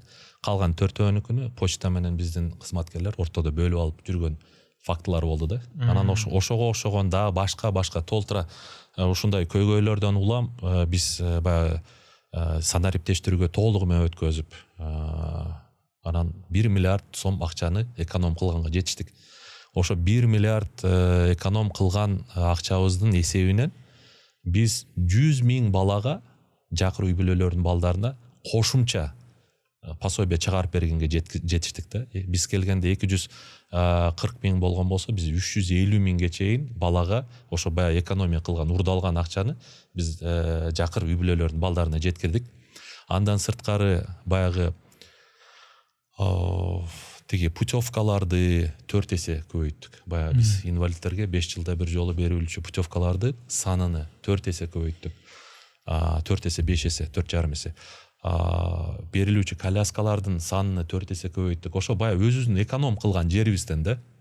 Андан сырткары биз негизги эмгек жана социалдык өнүктүрүү министрлиги болуп аткандан кийин биз анан жакырчылыкка жооп берген министрлик катары биз ушул багытта иштешели деп Министерство экономика таштап койбостон, жумуш орундарын түзүү боюнча социалдык өнүгүүнү колго алуу максатында деп туруп атайын бир программа иштеп чыктык да. Кыска убакта, балким бир 5-6 айда мен муну 17-жылда алып чыккан программамда бар болчу, президенттик программада. Ошону келип атайын 1-2 адисти ушуга отургузуп, исследованияларды жасатып, башкаларды кылып, анан толугу менен программаны жазып чыгып, биз өкмөткө сунуштадык. Биз анализ жасадык, эмне себептен баягы жакырчылыктын деңгээли көп болуп атат, оор неме болуп атат. Анан кантип биз жумуш орундарды түзөбүз деп, анан атайын бир программа түзүп, бизде экономикабыздын структурасы ушундай экен да. Ошо кезде 20% биз ички өндүрүш, 80% биз чет өлкөдөн неме алып келебиз, товарларды алып келебиз. Демек биз жумуш орундарды түзүшүбүз керек деп берилген акча 80%, мисалы үчүн сизге айлык бердик, же бирөөгө пенсия пособие бердик, ал акчага барып базардан товар сатып алса, 80% ал чет өлкөдөн келген товар да, бардыгы. 20% өзүбүзгө калат, 80% сыртка биздин акча, бюджеттин эсебинен биз эмне үчүн чет өлкөлүк өндүрүштү колдошубуз керек. Ушул багытта биз мына программаны киргизебиз деп туруп, биз сунуштаганбыз өкмөткө. Абылгазиевдин катышуусунда, премьер-министрдин бүт өкмөттүн жыйынына биз ушул программаны атайын кайра кирип атып, ушуну уккула, ушуну кабыл алайлы деп атып, киргизип угузуп, ага чейин бүт министерстволор менен обсуждать этип, алардагы оң баасын берип, сонун экен деп. Анан ошондо киргизип, биз кандай сунуш бергенбиз? Биздин конституцияда норма бар. Социалдык төлөмдөр, биз Кыргызстан укуктук, социалдык мамлекетпиз деп ошентип биз конституциябызда жаздык да, биз өзүбүз жарыя кылдык. Демек биз социалдык укуктук мамлекет болгондон кийин ал жакта бир статья бар. Социалдык төлөмдөр прожиточный минимумдан төмөн болбойт деген норма бар да. Биз ошого таянып, биздин алып аткан бүгүн прожиточный минимум 5,5 сом болуп атса, ошол учурда биздикилер 1000 сом пособие алып атат, же болбосо баягы эмгек стажы жок пенсионерлер 2000 сом пенсия алып атат. Ошо прожиточный минимумга жеткизишибиз керек. Бул конституциянын талабы деп биз ошол талапты коюп анан программаны киргизгенбиз. Давайте максаттуу түрдө биз ошол социалдык төлөмдөрдү көтөрөбүз. Максаттуу түрдө бюджетниктерге, ошол эле мугалимдерге, ошол эле тиги медиктерге жана башка бюджеттен алган аз айлык алгандарга максаттуу түрдө айлык көтөрөбүз. Бирок ошол бюджеттен бөлүнгөн кошумча акча чет өлкөнүн өндүрүшүнү колдоого эмес, өзүбүздүн ички продукцияны өндүргөндөрдү колдоого багытталсын деп атайын программа киргенбиз. Биз ошо акчаны электронный сом кылып киргизебиз. Ал жалаң гана карточкада болот. Биз баягы основной зарплатасын ошол кайсы карточкага алсын, отдельно ошо РСК аркылуу же Айыл банк аркылуу карточка, социальная карточка деп киргизип, ошол жака кошумча айлыгын, ошо кошумча баягы пенсиясын, пособиясын төлөп берип, бирок ошол акча жалаң гана Кыргызстанда өнүктүрүлгөн продукцияга иштесин деп. Ошентип биз баягы ички товар өндүрүүчүлөрдүн товарына спросту көбөйтөлү дегенбиз да. Анан ошону менен ички товар өндүрүүчүлөргө түрткү берели деп, финансирование берели деп. Себеби ошолор өндүргөн ошол эле футболка болобу, байпагы болобу, же болбосо ич кийими болобу, мисалы үчүн, же ошол эле кант, кум шекери болобу, уну болобу, башкасы болобу, тамак аш болобу, ошонун баары майы болобу, сүтү болобу, ошол түрткү берели дегенбиз да. Угуп көрүп, туура неме алганбыз, мындай. Кандай десем, положительный отклик алганбыз. Премьер-министр дагы, тиги министр финансов, министр экономикада Панкратов болчу, Олег Михайлович, угуп көрүп, сонун программа экен. Ишке ашырайлы деп. Аны не кылгыла деди? Давай азыр эми бул биз жасаганбыз. Мына өкмөттөн комиссия түзгүлө дагы, ошо биздин расчетторду, башкаларды неме кылсак, биз 5 жылдын ичинде жакырчылык толугу менен жеңебиз ушу программаны киргизсек. Деп айтсак, ошону менен протокол кабыл алынды. 6 айдын ичинде толугу менен иштеп, кайра неме өкмөттүн кароосуна киргизсин деп. Бирок ошол жерде толугу менен неме болуп туруп алды да, кандай десем, игнорирование болупчу. Мындай баардыгы неме кылып, мындай пут деп эле эмнегедир. Көрө албастык барбы же башкабы билбейм. Андан кийин ал министр экономикада кетти, анан жаңы министрди кайра кирип атып, министр экономиканы, анан суббота, воскресенье күндөрү мага убакыт бөлүп берчи, мынау программаны обсуждать этели деп. Анан 2 күн, 2 суббота. Бир субботада бүтпөй калдык, 4 саат обсуждать еттик. Начальник управлениянын башка мен деген экономисттерин алып келип обсуждать этели деп, анан бир жума, бир субботада 4 саатты бүтпөдүк, кийинки субботага коюп, дагы 4 саатты толук. Ошондо министр экономика айтты да, уникальная программа депчи. Бул программа менен бир мамлекетти толугу өнүктүрүп кетсе болот экен деп. Бирок эми кантип буларга жеткиребиз, кантип ишке ашырабыз деп. Биз бул программаны көтөрүп алып жогорку кеңеште жүрдүк. Президенттин тегерегинде жүрдүк, президентке кире албайчы. Пандемия башталып калды. Пандемия учурунда да кимге гана кирбедик да, тилекке каршы бизде баягы көрө албастык деген бар экен да. Бардык эле ошол эле мен доктор наукмун деп бизде министр болгон дагы бир депутат болгон, башка эми атын айтпай эле коеюн, ал дагы болбойт деп ошондо парламентте болчу. Бул жарабайт, бул тигиндей мындай деп алып чыгып алып туруп мага айтып атпа, неме биз экөөбүздүн атыбыздан киргизбейли ушу программаны, мен ишке ашырып берем депчи. Ай Елена, өзүң эле киргиз мынаны. Мен авторствого дагы претендовать этпейм. Бул программа иштеп кетсин эл үчүн. Калыс, мен ошол эле ниетим бар. А так эгерде неме кылып атсаң, баягы мунун аты чыгат дей турган болсоң, даже өзүң деле кыл. Мен ошого да макулмун деп немелерди да бергем, тиги программаны полностью электронныйын да башкасын да. Бирок тилекке каршы кийин ал киши да иштеди, башка болду, бирок кыла албады. Себеби баягы толугу менен программаны түшүнбөйт да кандай болгонучу. Ушундай да жагдайлар болду. Айтайын дегеним, көп эле иштерди кылдык. Баягы мен министр болуп турганда бир топ баягы чыныгы баягы муктаж адамдардын муктаждыгын чечүү максатында бир топ немелерди көтөрдүк. Кээ бирөөнө жетиштик дагы. Бирок тилекке каршы мен кеткенден кийин ошолордун көбү артка да кайтып кетти. Кайра эле биз кеткенден кийин бир 5-6 айга жетпей постановленияларды отменага берип, мисал үчүн дейин, мына биз инвалидтерге путевка бериш үчүн биз тендер өткөзөбүз да. Анан тендер өткөзгөндө бир санаторий утуп алат аны. Бирок ал санаториянын багыты бир багытта да. Мисал үчүн жүрөк оору Кыргызстан санаториясы болсо ал жүрөк давленияга. Ысык ата болсо ал белге, путка, дагы башкасы ушундай направлениялар бар да. Биз болсо бирөөнү бирөө утуп алат, бирөөгө туура келбейт. Анан ошону келгиле мындай кылалы, акчалай берели, каалаган жерине барып өзү эс алсын.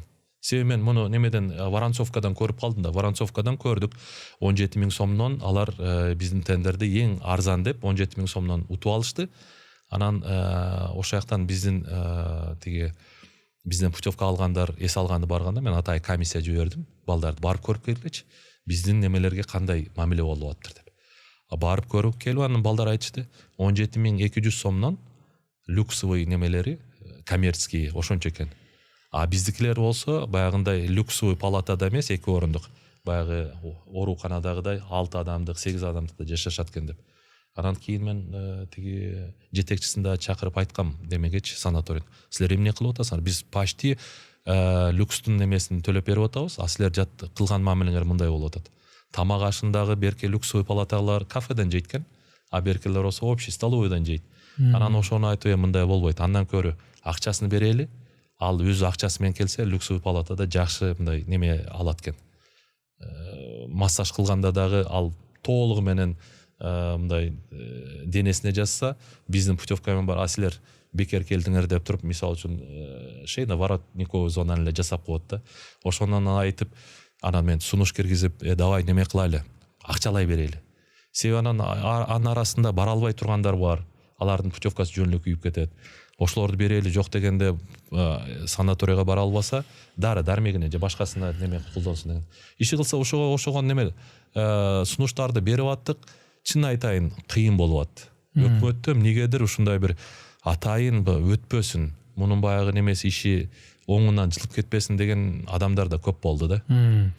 Эми баягы өзүбүз мамлекеттик структураны, мамлекеттик башкаруунун айрым бир жактарын сын айтып атып, анан мен өзүм сизге суроо бере койдум эле, ушул өзүңүз министр болуп кандай иштерди жасалды, кандай иштерди кылдыңыз? Өтө терең жана кенен жооп болду негизи.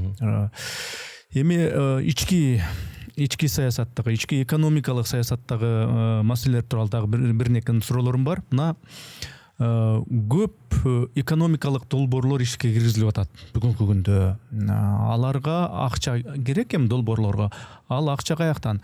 Эл аралык финансы уюмдарынан же болбосо ички булактардан жана облигация система аркылуу алынат. Анан кийин ошондой проектлерге негизинен чет өлкөлүк компаниялар тартылып атат, жана чет өлкөлүк жумушчулар негедир тартылып атат. Мында карасаң, жолу болобу, башка болобу, көпүрө болобу, башка болобу карасаң, жана Пакистан сыяктуу, пакистандыктар сыяктуу, индустар сыяктуу, анан мындай карасаң айрым бир жерлерде кытайлар иштеп аткан болот да. Канчалык деңгээлде ушул нерсе туура, өлкө үчүн канчалык деңгээлде бул пайдалуу ушул система? Негизинен азыр мына көп айтылып атпабы, биринчиден баягы тышкы карыз боюнча, мына негизи эле карыз боюнча өтө көп мындай сын пикирлер айтылып келатат. Аябай өсүп кетти депчи. Ооба, чында мындай өсүп атат. Биз анын ичинен дагы ички карыз дагы аябай өсүп атат да. Анан өсүп атканда дагы кандай шарттарды алып атабыз да, ушул дагы мындай аябай тынчсыздандырат.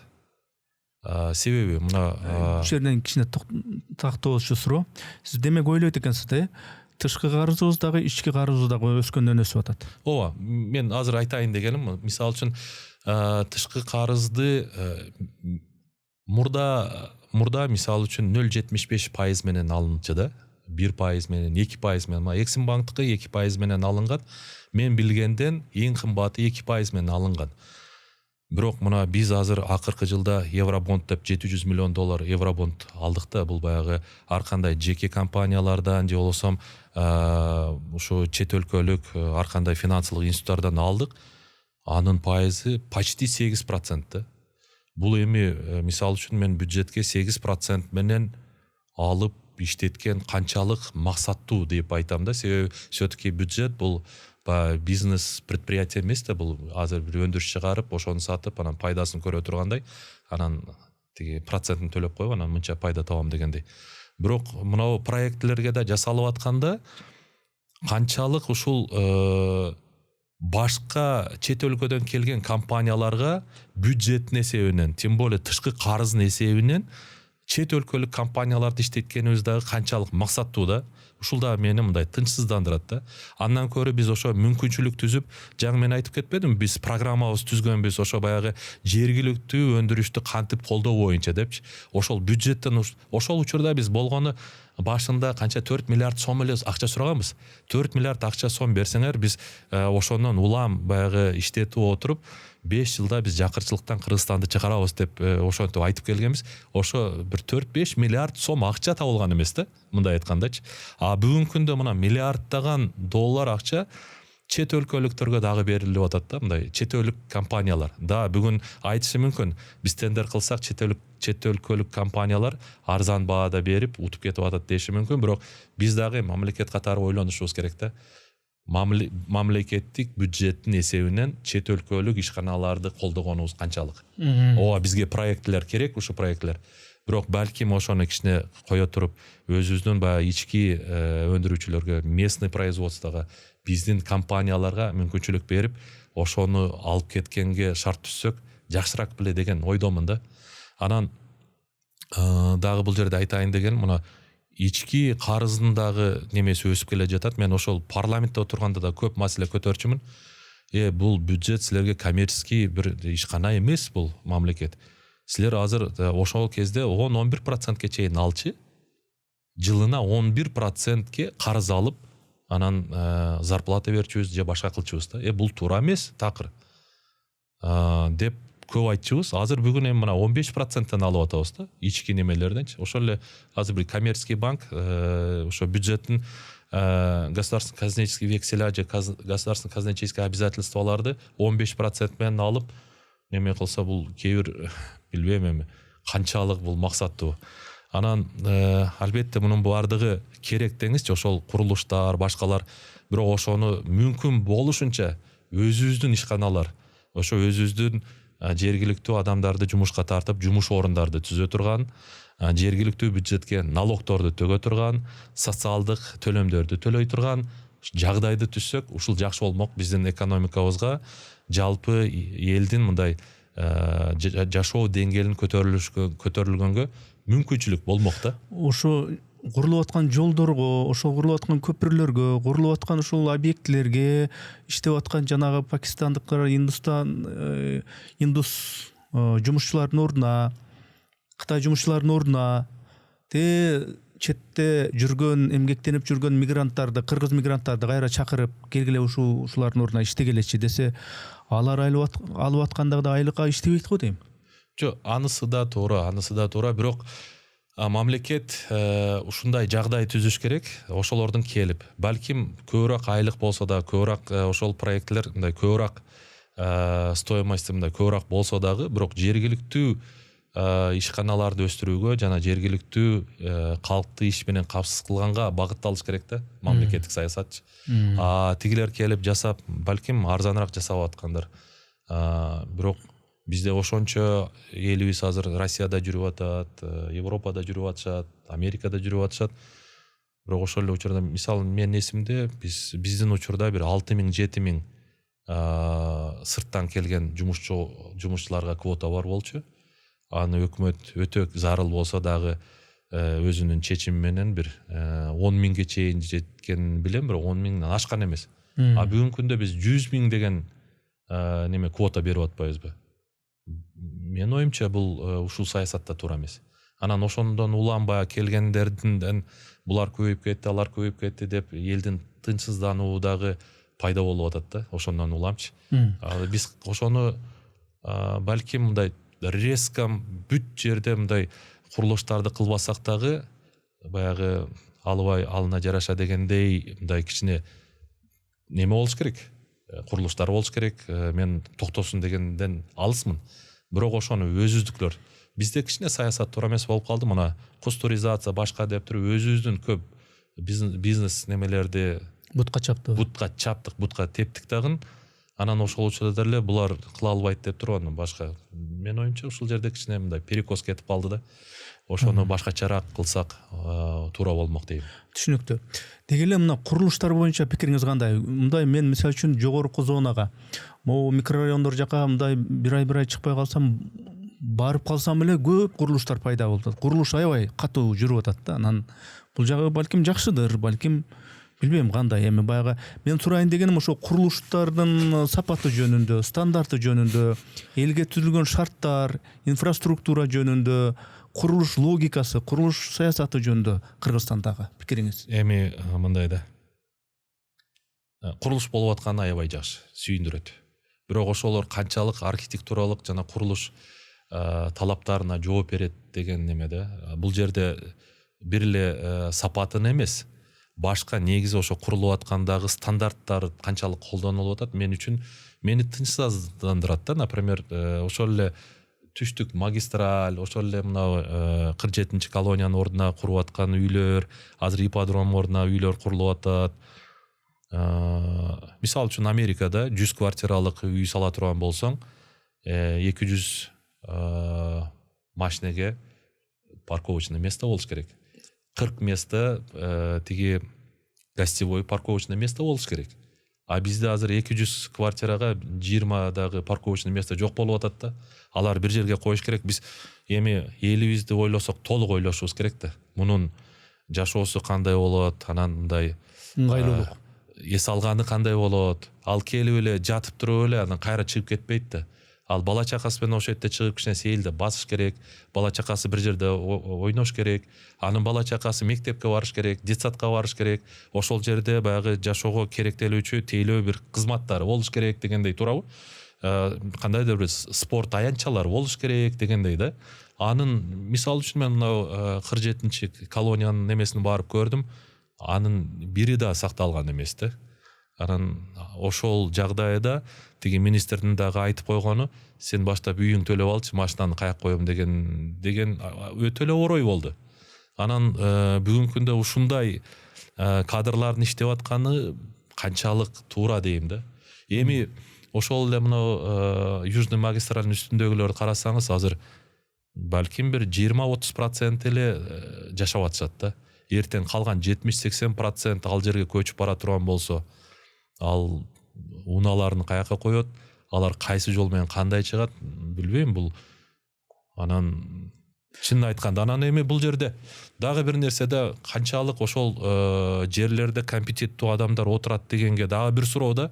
Мына ошол эле Кыргызстандын борбору болгон мына ЦУМ деп коебуз, Айчүрөктүн алдындагы курулуш 2 жылбы канча курдук. Канча ызычуу менен жол тоосу башка болуп, анан ал туура эмес экен деп кайра бузуп салдык азырчы. Ошону эмне министр архитектура и строительство көргөн жокпу да, например, туура эмес болгон болсо. Жемер көргөн жокпу. Барып аттылар да, инспекция кылып атты. Анан эмнеге мындай бизде ушундай саясат болот, эмнеге ушундай иштер болот да? Мен үчүн чочугансуу эле, эми көрө калгансуу эле. Ооба, мен үчүн бул мындай абсолюттук түрдө мындай түшүнүксүз нерсе да. Мен ушуну түшүнө албайм да.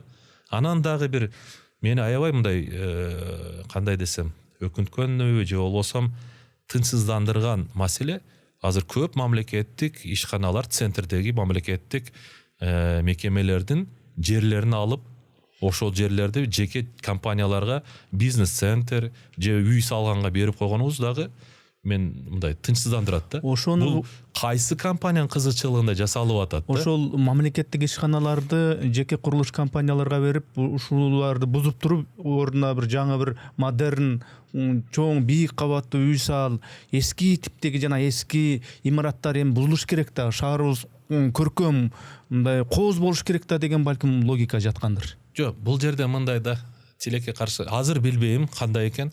Биз ошо өкмөттө иштеп турганда Кыргызстан боюнча 600 мектеп жетишпейт эле, 600 мектеп. Азыр эми билбейм, бирок дагы деле мен билишим боюнча азыр эми туугандарым башкалар барып окуп атат да. 50-дөн 60-тан класста окуп атабыз да. Же болбосо больницага барсаң 3 айлап, например, больницага жата албайсың, орун жок да. Биз ошончолук ашыкча неме болуп кеттиби, бизде имараттар барбы дейм да. Баарыны бузуп салып туруп, анан башка жерге салганга. Эгерде акчабыз болсо, муктаждык болгон болсо башканы салайлык, бирок муну да колдонуп тура берели да. Бүгүн кура бузулуп атып, тиги ошол жердеги адамдардын өмүрүнө коркунуч түзүп аткан жери, жагдайы жок да. Туурабы? Анык. Мисалы ынтымак ордону курушту. Жаңы Ак үй деп мындайча айтканда. Анан ал мурда эски баягы Ысык көл мейманканасы болчу. Гостиница болчу. Анан кийин эми жаңы ынтымак ордо турат. Ал шаардын көркүнө көр коштуу, функционалдык жактан дагы эми кайсы бир кызматты аткарып атат ал имарат. Же ошо эски мейманкана боюнча эле тура бериш керек беле ошондо? Жок, мен ошону айтайын деп аткамда, бизде азыр ашыкча болуп калган жок да имараттарчы.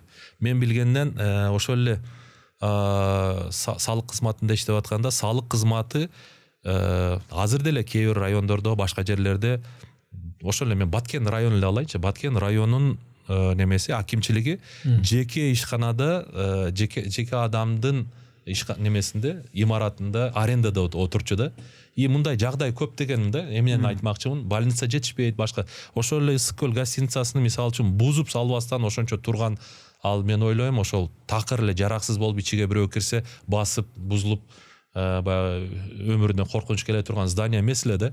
Аны лучше ошо детский бир больница жасап койсо болот беле? Болот эле.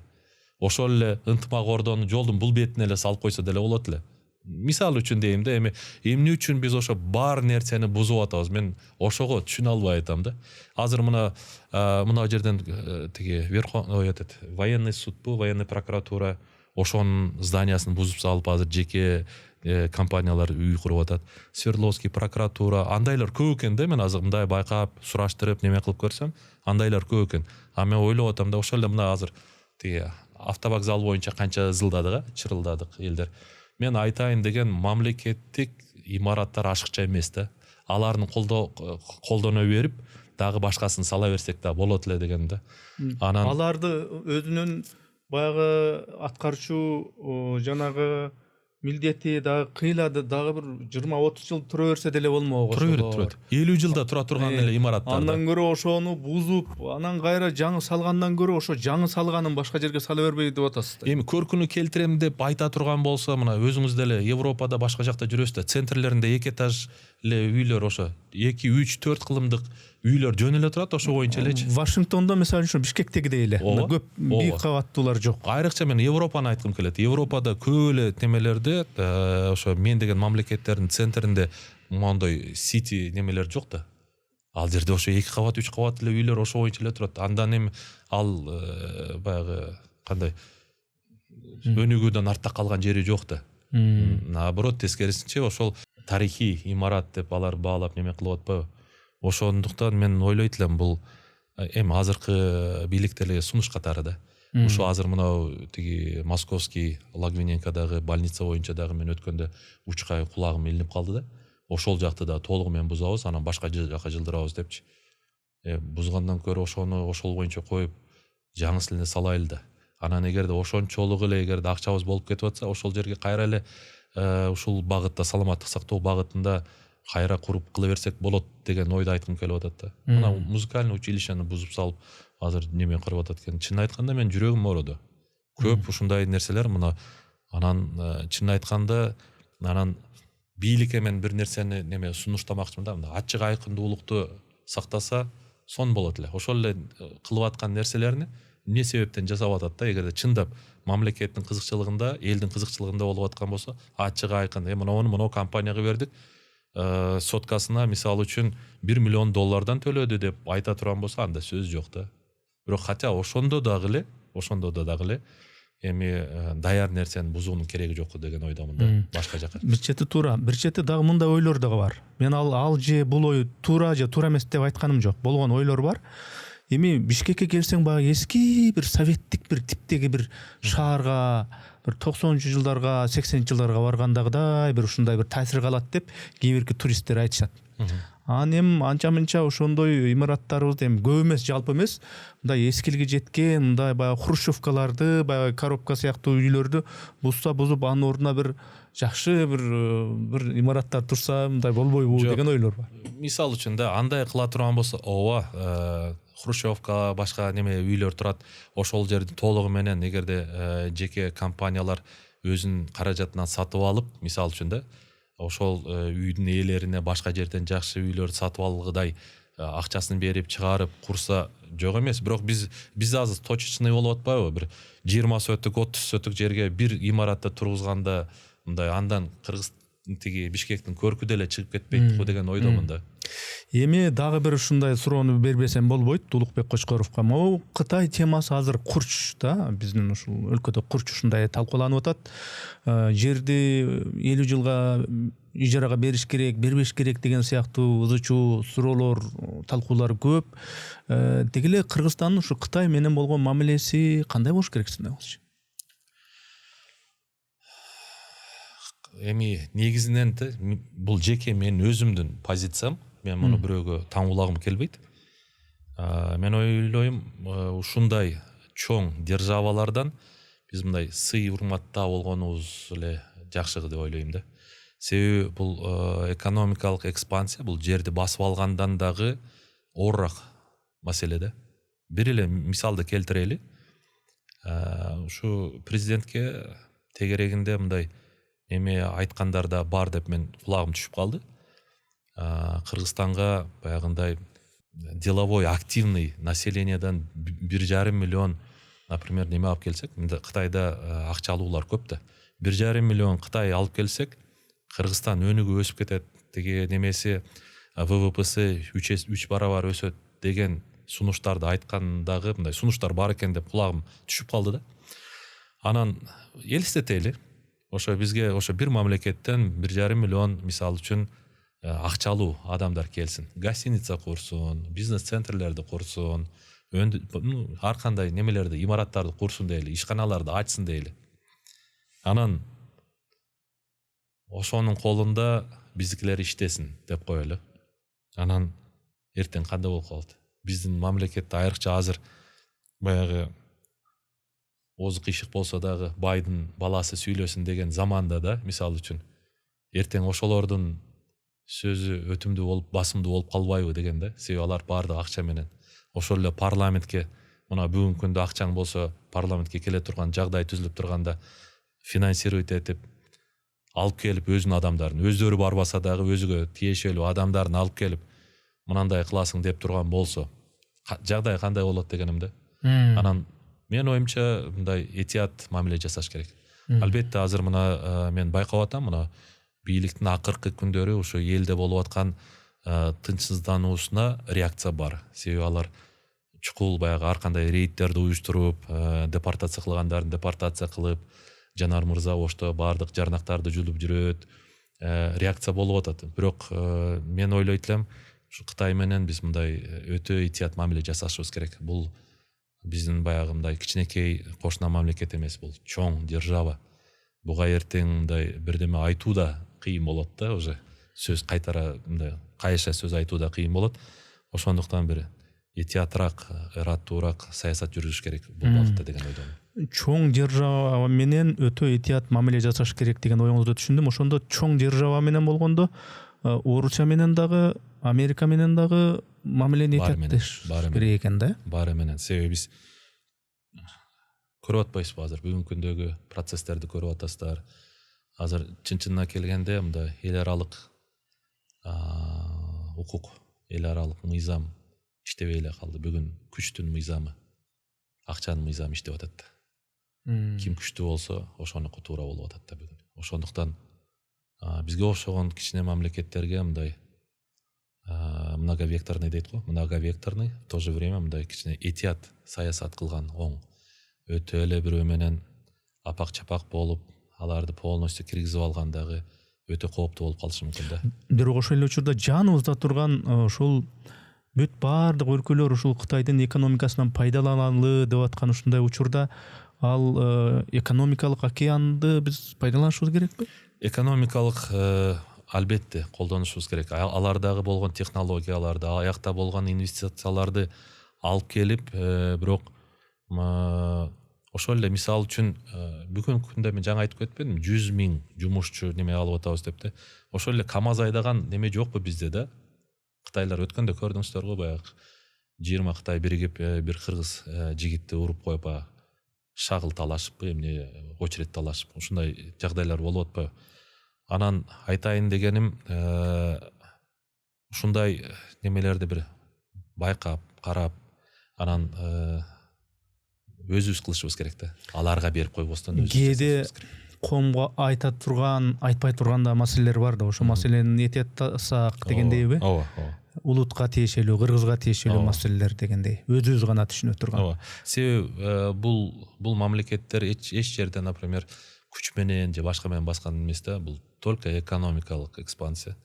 Керек болсо ошол эле мен деген ошол эле Америкада дагы булардан кооптонушат да. Буларга мүмкүн болушунча визаны чектеп, мүмкүн болушунча баягындай булар green card ойнотушат, бирок ошол Кытай жарандарынын арасында ойнотушпайт. Мисалы үчүн да.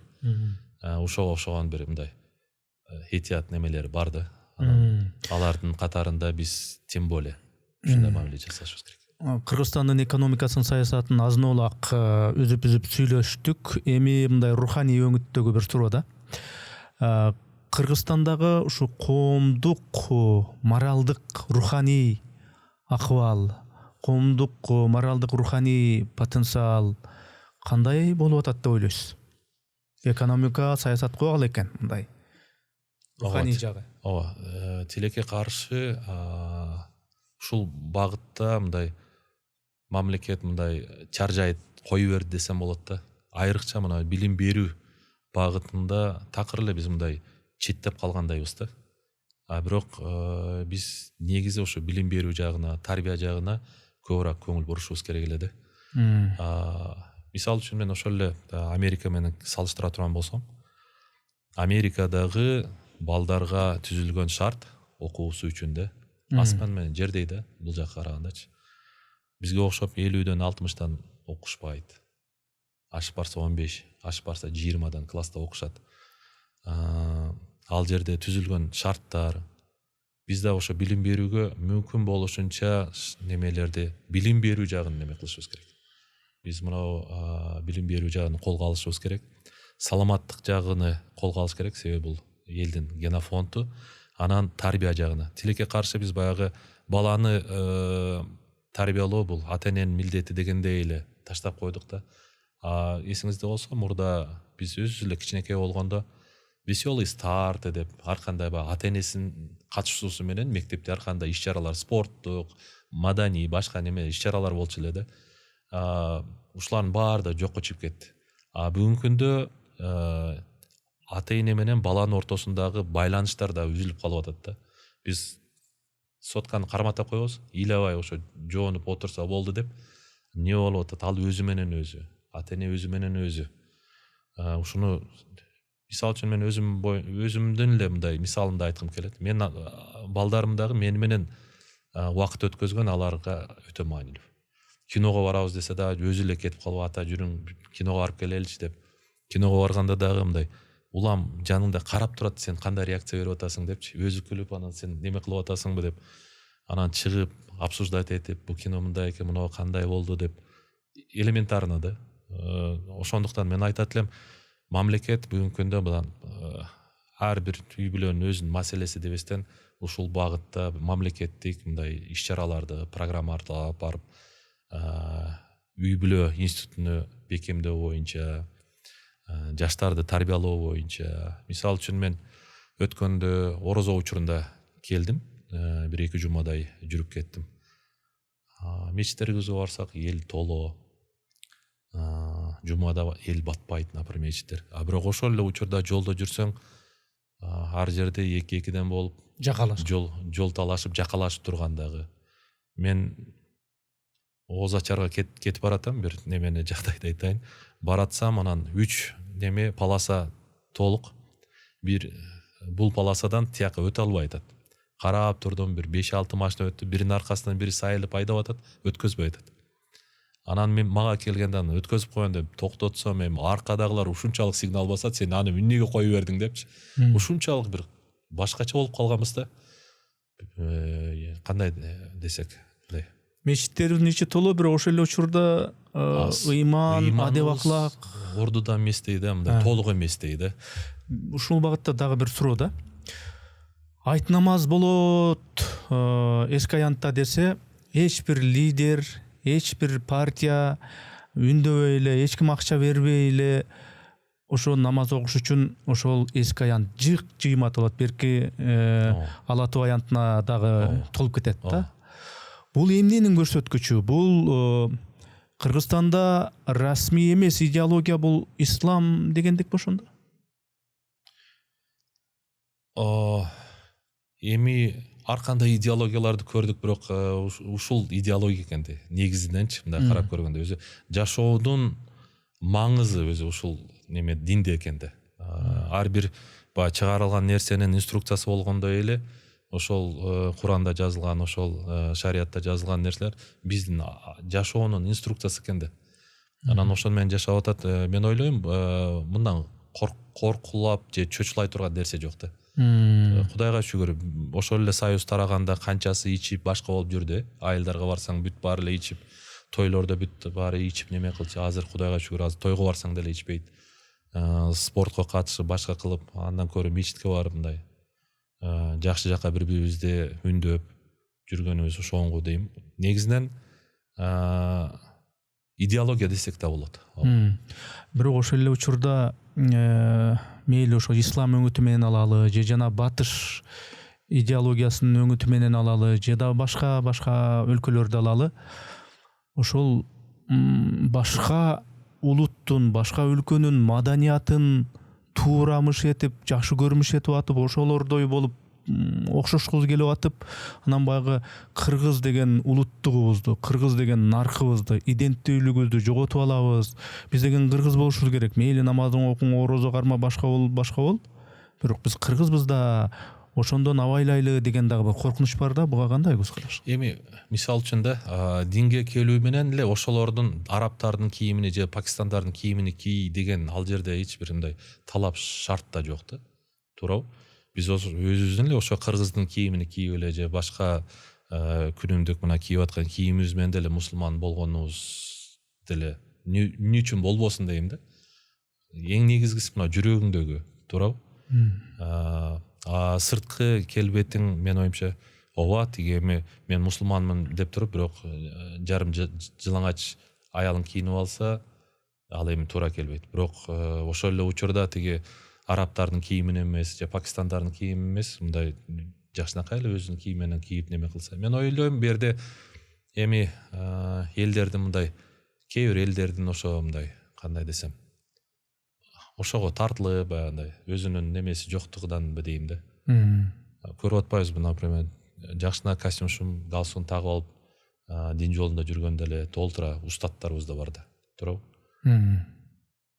Бирок маселе мындай чындап түбүнөн мындай түшүнгөн адам, маселе кийимде деле эмес го дейм, мындай. Маселе чында кийимде деле эмес, ооба, кийимде. Бирок ошол эле учурда комсо бир кызыктай да көрүнөт экен, баары өзү кыргыз, калпак, улуттук кийим болуп туруп, анан кайра баарыбыз баягы башка өлкөнүн маданиятындай, башка ошол чыгыштагы ошол арабтардай болуп кийинип, баарыбыз эле кыргыз ошентип калсак да кызыктай көрүнөт экен. Туура. Мында моюн калыш керек.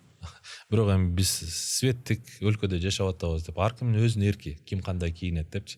Биз азыр аны неме кылганыбыздагы тыюу салганыбызда туура эмес, негизиненчи. Ар ким өзү билгендей өзүнүн жагдайына, өзүнүн немесине, мүмкүнчүлүгүнө жараша кийинет. Албетте эми ошо кийим бүгүнкү күндө мындай биринчиден ыңгайлуу болуп аткан болсо керек, ар кандай мындай жүрүп туруп кыймылдаганына, ибадат кылганына.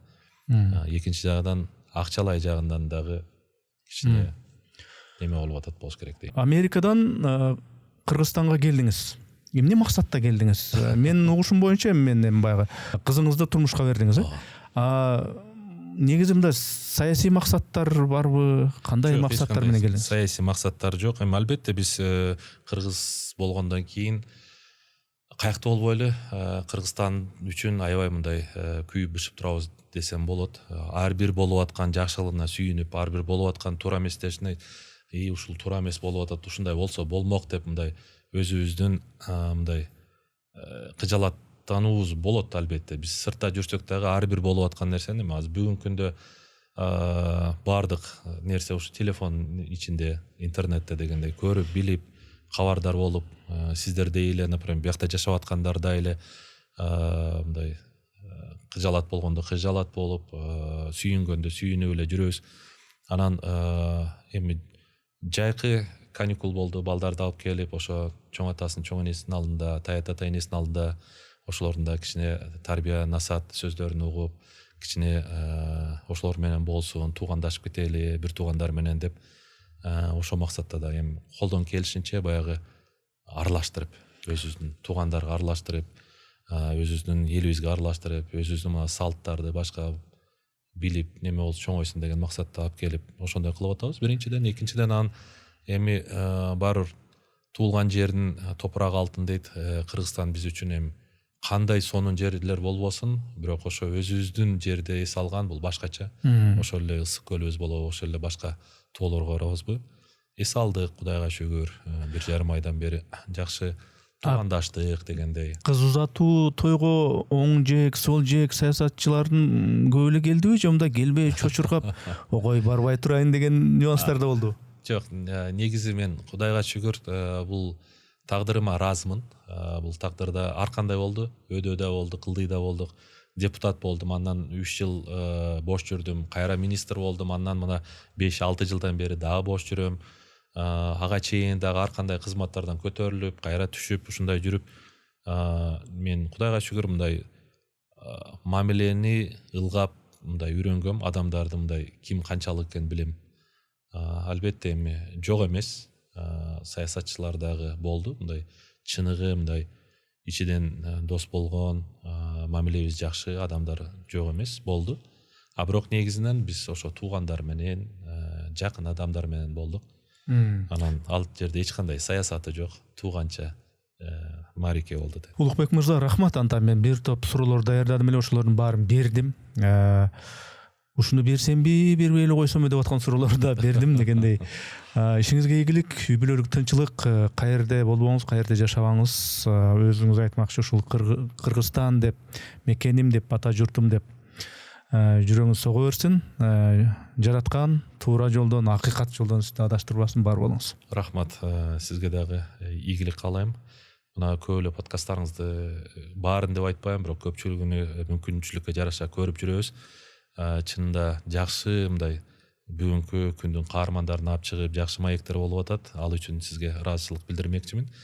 Аудио книгаларыңарды дагы угуп турабыз. Ошол эле дин багытында дагы котормолоруңарды дайыма угуп келебиз. Эл үчүн мындай өтө жакшы, элдин туура багытта мындай өнүгүүсүнө, жакшы бир тарбия, таалим алуусуна жакшы салымыңарды салып атасыңар деген ойдомун. Силерде да ийгилик болсун, элибизде тынчтык, аманчылык болсун. Бар болуңуз, жакшы сөздөрүңүзгө, алкоолоруңузга рахмат. Бар болуңуз.